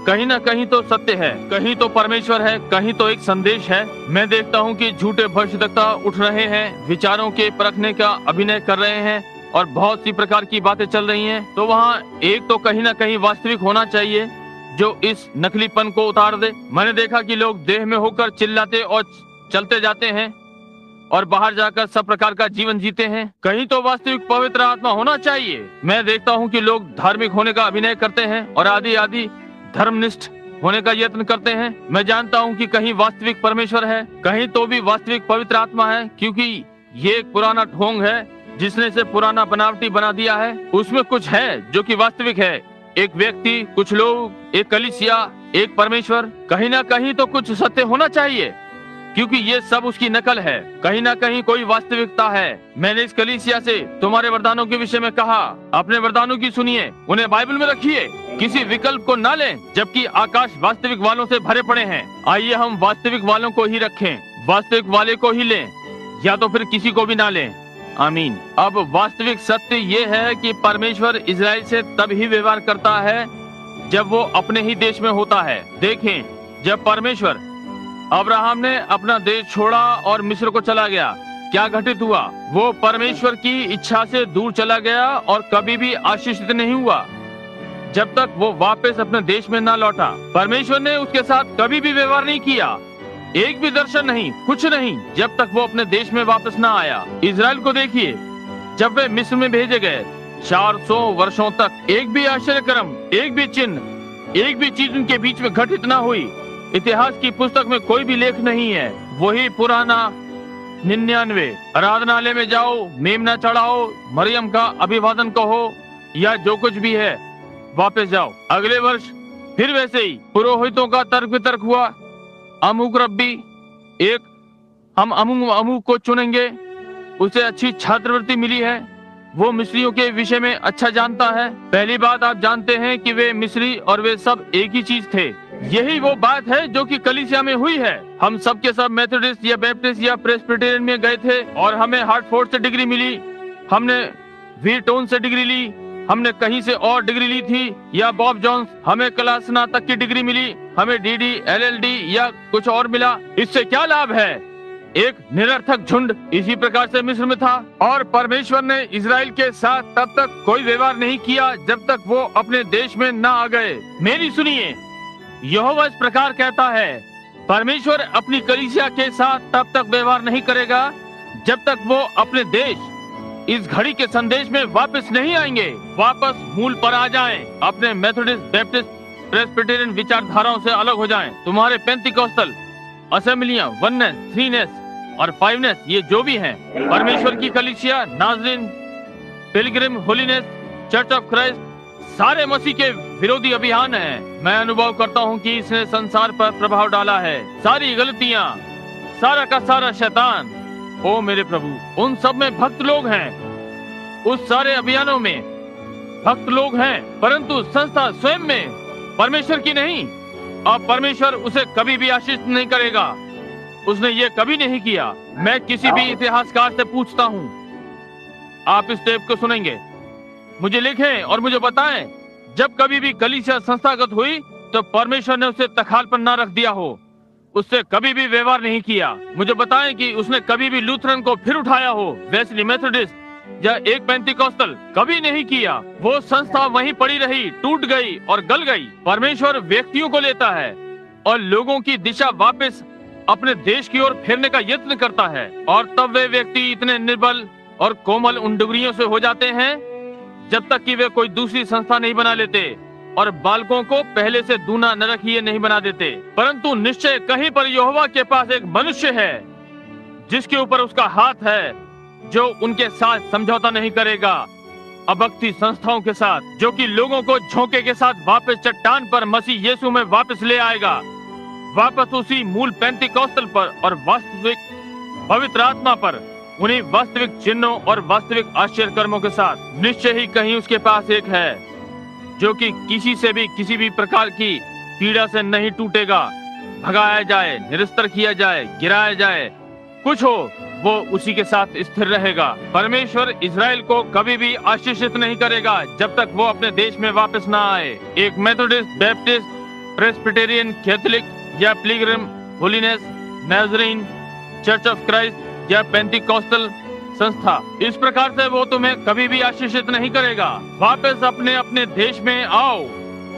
आरंभ में वापस पेंटिकॉस्टल के अनुभव पर आओ, जैसा कि पेंटिकोस्ट के दिन हुआ था, जब जीवित परमेश्वर की सामर्थ ने उन हजारों लोगों को बदल दिया था और उनके हृदय में परमेश्वर की अग्नि को लगा दिया था, जो कि मूल को दर्शाता है, नकल वाले चिन्ह नहीं, न ही कोई बनाई हुई मनुष्य की मस्तिष्क पढ़ने की विधि, न ही किसी प्रकार की हंसी ठट्टा, और जैसे हमारे अमेरिका की चूहों की दौड़ में भाग लेना, किसी के पास सबसे बड़ा तंबू है या किसके पास सबसे अधिक भीड़ हो सकती है। परमेश्वर को इससे क्या अंतर पड़ता है? परमेश्वर लोगों को हृदय से ईमानदार चाहता है, बड़ी भीड़ नहीं। हमारे यहाँ चूहों की दौड़ चल रही है।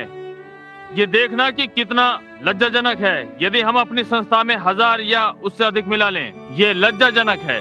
वो हमसे चाहता है कि सत्य पर वापस आएं, आत्मा पर वापस आएं, सही उजियाले में वापस आएं, मसीह में राजमार्ग पर आएं, सत्य पर वापस आएं। जिस प्रकार से हम चल रहे हैं वो हमें कैसे आशीषित कर सकता है? वो कभी नहीं करेगा। उसने इजराइल को कभी भी आशीषित नहीं किया जब तक वे प्रतिज्ञा के देश में वापस नहीं आए। और जब वे प्रतिज्ञा के देश में वापस आए तब चिन्ह और आश्चर्यक्रम होने लगे। मूसा नाम से उसने एक व्यक्ति को उनके बीच में भेजा। मूसा किस चीज के साथ आया? एक शानदार धर्म ज्ञान के साथ? क्या वो कला स्नातक की डिग्री के साथ आया? क्या वो LLD PhD के साथ आया? वो यहोवा की सामर्थ और एक संदेश के साथ आया।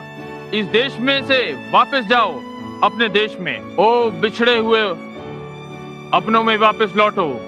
आमीन। 2000 वर्षों के लगभग यहूदी अपने देश से बाहर हैं, पृथ्वी की चारों हवाओं में बिखरे हुए हैं। अब हम इस संदेश को कैसे सप्ताहों में समाप्त कर सकेंगे? यदि हम इसकी व्याख्या में चले जाएं, हम वापस इजराइल के पीछे पीछे वापस जा सकते हैं और दर्शाएं कि वो कब रोमन राज्य के द्वारा बखेरा गया, जब उनके द्वारा मसीह को अस्वीकार किया गया। स्वर्ग के नीचे कैसे वे हर राष्ट्र में भगाए गए। पीछे याकूब को देखें। इजराइल उत्पत्ति 44 और 45 में वापस आता है। वहाँ पीछे दर्शाता है कि कैसे उसने उन पूर्वजों को आशीषित किया और उन्हें ठीक ठीक बताया कि अंत के दिनों में उनकी स्थिति क्या होगी। और मैं आपको इजराइल के प्रत्येक गोत्र को ठीक ठीक दर्शा सकता हूँ।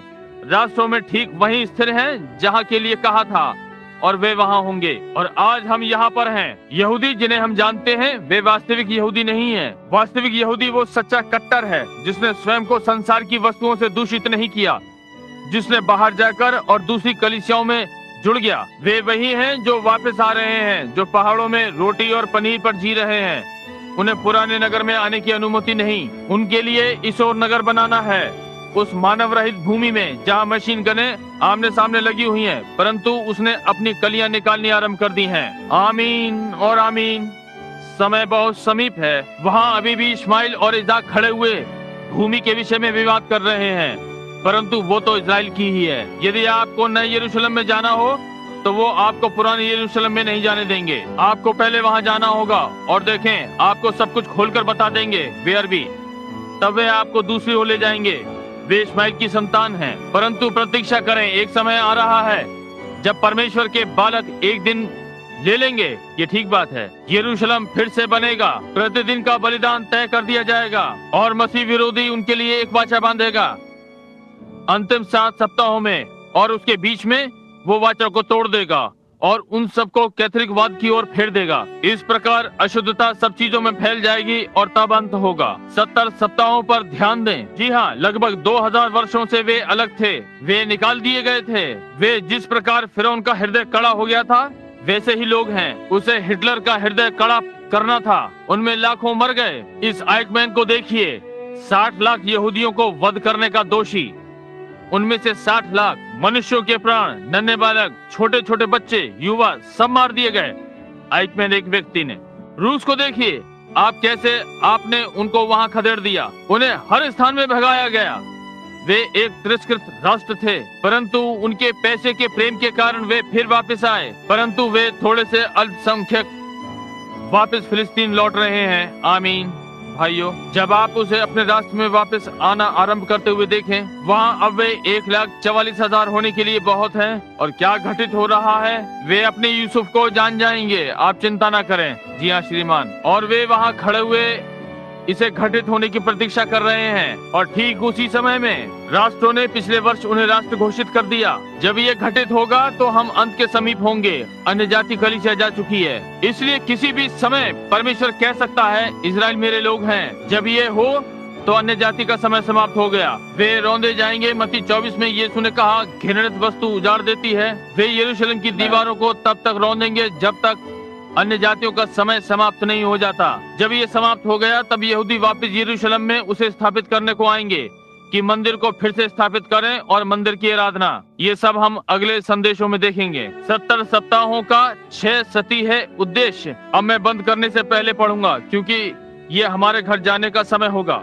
तब फिर आज रात्रि 7:30 बजे वापस आए। पहला यदि आप लिख रहे हैं, अपराध का होना बंद हो। डैनियल 9वां अध्याय 24वां पद। अपराध का होना बंद हो। 1, पाप का अंत। 2, अधर्म का प्रायश्चित हो। 3, युगोनायुग की धार्मिकता प्रकट हो। 4, दर्शन और भविष्यवाणी की बात पर छाप हो। 5, परम पवित्र का अभिषेक हो। 6। और यही है जिस पर कि आज रात्रि हम बोलेंगे। परमेश्वर इसे कर रहा है। अब प्रतीक्षा करें, मैं इसे फिर से बता दूं ताकि आप इसे लिख लें। पहला, अपराध का बंद होना। दूसरा, पाप का अंत। तीसरा, अधर्म का प्रायश्चित। चौथा, युगानुयुग की धार्मिकता। पांचवा, दर्शन और भविष्यवाणी पर छाप। छठा, परम पवित्र का अभिषेक। अब मैं आपके लिए इसे पढ़ दूं बाइबल में से। ये 24वां पद है। 70 सप्ताह तेरे लोगों के लिए ठहराए गए हैं, यहूदियों के लिए, और तेरे पवित्र नगर इज़राइल, यहूदी, यरूशलेम। अपराध का होना बंद हो। 1, पाप का अंत हो। 2, अधर्म का प्रायश्चित। 3, युगानुयुग की धार्मिकता। 4, दर्शन पर छाप।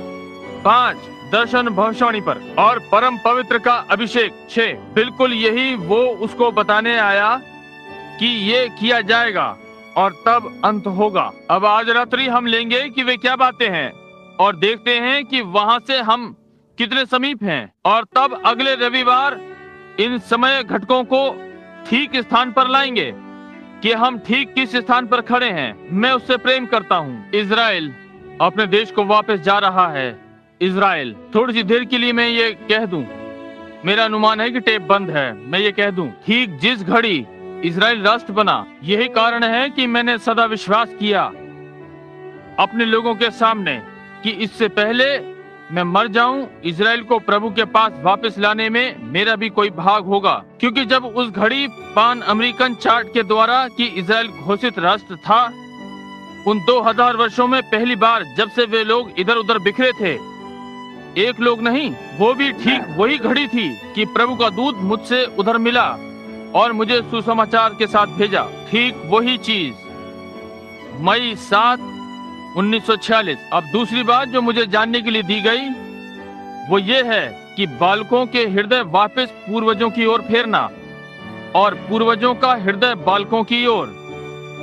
वो संदेश ध्यान दें, मलाकी 4, 3 नहीं 4। दूसरी बात, जब बिली मेरा लड़का और मैं, भाई अर्न बैक्स्टर, हम फिलिस्तीन के लिए अपने मार्ग पर थे, भाई ऑर्गन ब्राइट के यहाँ यहूदियों से मिलने के पश्चात, और उन्होंने सभा देखी थी। लेवी पेत्रुस ने उन्हें ये बाइबलें वहाँ भेजी थी, और उसने कहा, ये यहूदी आया और बोला, यदि आप इज़राइल के अगुओं के झुंड को बुलाएंगे, मेरा अर्थ इन नए रब्बियों से नहीं, अपने रीति रिवाजों के साथ जो हैं, परंतु सच्चे इजरायली अगुओं को इकट्ठा बुलाएं। और हमने ये नया नियम पढ़ा है, और हम जानते हैं कि जब मसीह आता है वो हमें ये सारी बातें बता देगा, जैसे वो सामरी स्त्री। हम जानते हैं कि मूसा ने कहा हमारा मसीह भविष्यद्वक्ता होगा, और जब आप उन्हें बता सकते हैं और पवित्र लेख से दर्शा सकते हैं कि जिसे कि आज रात्रि हम संदेश में देखेंगे कि उनको अंधा होना ही था और उनके हृदय हटाए जाने थे ताकि अन्य जातियों को स्थान मिल सके,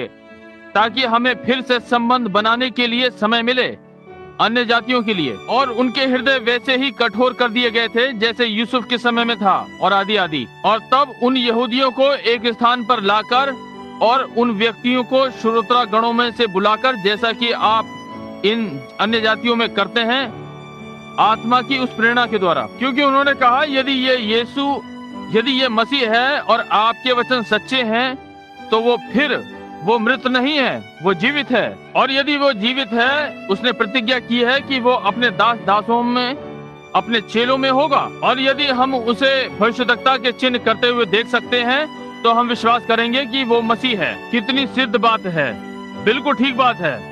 तो फिर वो क्या करेगा? प्रधानों के बीच में एक राष्ट्र एक ही दिन में उत्पन्न होगा। उनमें से हर कोई कहेगा, हम ये जानते हैं। जब वो रब्बी ये कहता है तो ये तय हो गया, एक राष्ट्र एक दिन में उत्पन्न होगा, इज़राइल एक दिन में उत्पन्न होगा। और मैं अपने मार्ग पर था और काहिरा मिस्र में अपने हाथ में टिकट लिए खड़ा था। बुलाने के लिए 15 या 20 मिनट थे, वे बुलाने वाले थे। और मैं काली लकड़ी के टुकड़े को देखने के लिए उतरा। एक छोटा हाथी काली लकड़ी का बना हुआ था, हाथी दांत के साथ। मैं इसे अपने डॉक्टर मित्र को भेजने जा रहा था, डॉक्टर सैम अदेर, एक कागज पे वजन रखने के लिए। और मैं उसे देख रहा था और किसी चीज ने मुझसे कहा, अभी ये घड़ी नहीं है, फिलिस्तीन से बाहर रहो। इसलिए मैंने सोचा कि ये मैं सोच रहा था और मैं आगे बढ़ गया। किसी चीज ने कहा, ये घड़ी नहीं है। और मैं बाहर विमानशाला के पीछे चला गया। मैंने अपना सिर परमेश्वर की ओर उठाया।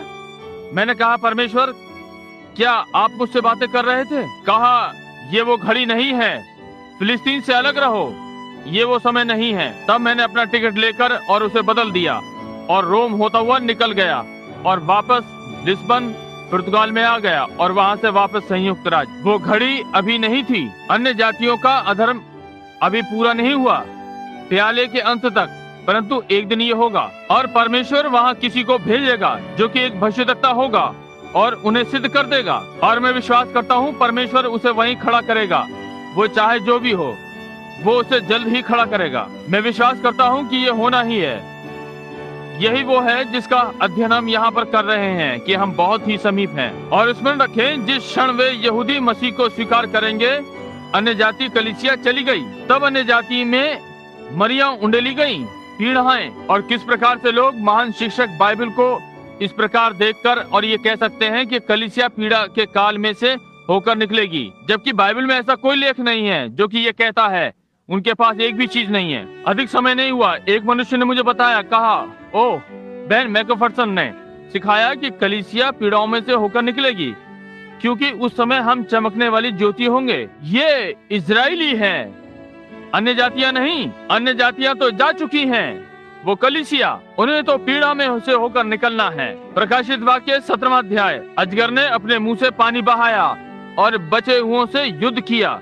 वो सोने वाली कुंवारियां यानी मूर्ख, वास्तविक कलीसिया जा चुकी है। वो इस समय में विवाह के भोज में पहुंच गई, जहाँ विवाह का भोज चल रहा होगा, वो अंतिम सप्ताह। और तब विपत्तियां आती हैं, जब टिड्डियां और सताया जाना कलीसियाओं पर आ पड़ते हैं। बात इस प्रकार से है। तब 19वें अध्याय के अंत में वो यहाँ अपने दूल्हे के साथ आती है। हालेलुया। राजाओं का राजा, प्रभुओं का प्रभु, जिसका वस्त्र लहू में डूबा है, और स्वर्गीय सेना सफेद घोड़े पर सवार होकर उसके साथ आ रही है। यहाँ वो सहस्र शताब्दी में अपना स्थान लेने को आती है। आमीन। आप ये कैसे करते हैं? आप इसे अपने जीवन में महान बनाते हैं। आप ऐसा जीवन जिए ताकि वे कह सकें, ये मसीह का दास है। इस प्रकार से आप नाम को बड़ा करते हैं। आइए देखें, ओ, क्या आप उससे प्रेम नहीं करते? ओ प्रभु, अब हमारा वह छोटा गाना चरनी में बहुत पहले, मैं जानता हूँ कि ये वास्तव में ऐसा है। एक बालक उत्पन्न हुआ कि मनुष्यों को उनके पाप से बचा ले। यूहन्ना ने उसे किनारे पर देखा, सदा के लिए एक मेमना। वो मेमना उन 7 मोहरों के साथ केवल एक स्वर्ग और पृथ्वी में उसे लेने योग्य था। मैं उसकी आराधना करना चाहता हूँ। क्या आप भी चाहते हैं? अब हम कलीसिया में केवल उपदेश सुनने नहीं आते, जो कि होता है, परंतु हम कलीसिया में आराधना करने आते हैं, आत्मा और सच्चाई में। आपने सत्य सुना है, ये वचन है, समझे? अब आराधना, अपने आप को उस पर प्रकट करना, समझे? ओ, मैं उस गलील के मनुष्य से प्रेम करता हूँ। इस पर जोर दें। जी हाँ श्रीमान। डैडी, क्या आप जानती हैं? अब मैं भूल गया। आओ चलो देखें, चलो देखें। इस वाले को सुनिए। मैं उससे प्रेम करता हूँ अपने पूरे हृदय से। क्या आप? वो कितना अच्छा है। आइए अब हम अपने सिरों को झुकाएं और इस पर सोचें। ओ, इस पर सोचिए। अब एक साथ। मैं बच गया। मैं बहुत आनंदित हूँ कि उसके आगमन की प्रतीक्षा कर रहा हूँ। अब अपने हाथों को उठाकर, यदि हम वास्तव में आप उससे प्रेम करते हैं, तो फिर आपको एक दूसरे से प्रेम करना चाहिए, क्योंकि यदि आप उनसे प्रेम नहीं करते तो आप यहाँ जिसे देख सकते हैं, तो आप उसे कैसे प्रेम कर सकते हैं जिसे आप नहीं देखा? हम एक दूसरे से हाथ मिलाएं और कहें, जरा सोचिए कि उसने हमें इतना बड़ा प्रकाशन दिया, क्या हम उससे प्रेम नहीं करते? क्या वो आश्चर्यजनक नहीं है? हम अपने प्रभु यीशु के लिए कितने धन्यवादित हैं। हमें कभी नहीं छोड़ता। देखो, मैं सदा तुम्हारे संग हूँ, यहाँ तक कि क्या आप डैनियल के 70 सप्ताह में आनंद ले रहे हैं? ओ, क्या हम उससे प्रेम नहीं करते? ये कैसे होता है? अपने हृदय की गहराई से उसकी आराधना करें। ओ यीशु, हम देखते हैं कि हम किस चीज के समीप जा रहे हैं। यशायाह ने इस विषय में कहा, यिर्मयाह ने इस विषय में कहा, डैनियल ने पीछे मुड़कर देखा कि उन्होंने क्या कहा था। उससे उसके हृदय में हलचल हो गई और उसने अपना मुख स्वर्ग की ओर किया। उसने उपवास किया, टाट और राख वो सुनना चाहता था, इसलिए कि वो लोगों को चेता सके। प्रभु, हम भी पुस्तकों के द्वारा देखते हैं, तेरी पुस्तक, यशायाह की, यिर्मयाह की पुस्तक, याकूब, यूहन्ना, लूका, मरकुस, मत्ती, प्रकाशित वाक्य की, तेरी सारी पुस्तकें कि हम अंत के समीप हैं, और हमने प्रार्थना में विनम्र हो अपना मुख स्वर्ग की ओर किया है कि देखें प्रभु हम कहाँ हैं। हमने देखना आरंभ किया है कि पौ फट रही है। ओ प्रभु, हम तेरे पास आते हैं, हमारे विश्वास अब तेरी ओर ताकते हैं। हर भार, हर पाप, हर छोटे छोटे अविश्वास को एक ओर रखते हैं जो हमें सरलता से परेशान कर सकते थे। हम अपनी स्वर्गीय बुलाहट की ओर बढ़ रहे हैं, ये जानते हुए कि हमारा एक समय सीमित है। जो लोग यहाँ पर हैं प्रभु, आप उन्हें आशीषित करें। ये आपसे प्रेम करते हैं, ये लोग आपके हैं, ये बाहर निकल कर आए हैं, यही लोग प्रकट कर रहे हैं। हम प्रार्थना करते हैं कि आप इन बातों को हमें प्रदान करेंगे जैसे कि हम तेरी प्रतीक्षा कर रहे हैं। प्रभु, अध्ययन के लिए हमें अच्छा दोपहर बाद का समय देना, हमें समझ देना। आज रात्रि हमें ताजगी में लेकर आना। प्रभु, जैसे कि मैं अध्ययन करता हूँ, मुझे इस 6 सतीह के लिए अभिषेक करना जो कि जिब्राइल के आने का कारण था। यदि जिब्राइल मिलने आया और 6 सतहों का अर्थ बताया, प्रभु हमें भी जानना चाहिए। हमने पुस्तकों द्वारा अध्ययन किया और हम जानते हैं कि हम समीप हैं, इसलिए हम प्रार्थना करते हैं कि आज रात्रि आप हम पर प्रकट करेंगे। अगले रविवार प्रभु, ओ परमेश्वर, इन दोनों को यथा स्थान पर रखे। मैं नहीं जानता कि कैसे, परंतु आप हमें ठीक समय पर ला सकते हैं। पिता इसे प्रदान करें। हम तेरी ओर देख रहे हैं, हम एक दूसरे से प्रेम करते हैं और परमेश्वर के पुत्र यीशु मसीह का लहू हमें सारे पापों से शुद्ध करता है। अब हम तेरी ओर देख रहे हैं, जैसे कि हम तेरी प्रतीक्षा करते हैं। हमारी सहायता कर पिता, यीशु हमारे प्रभु के द्वारा।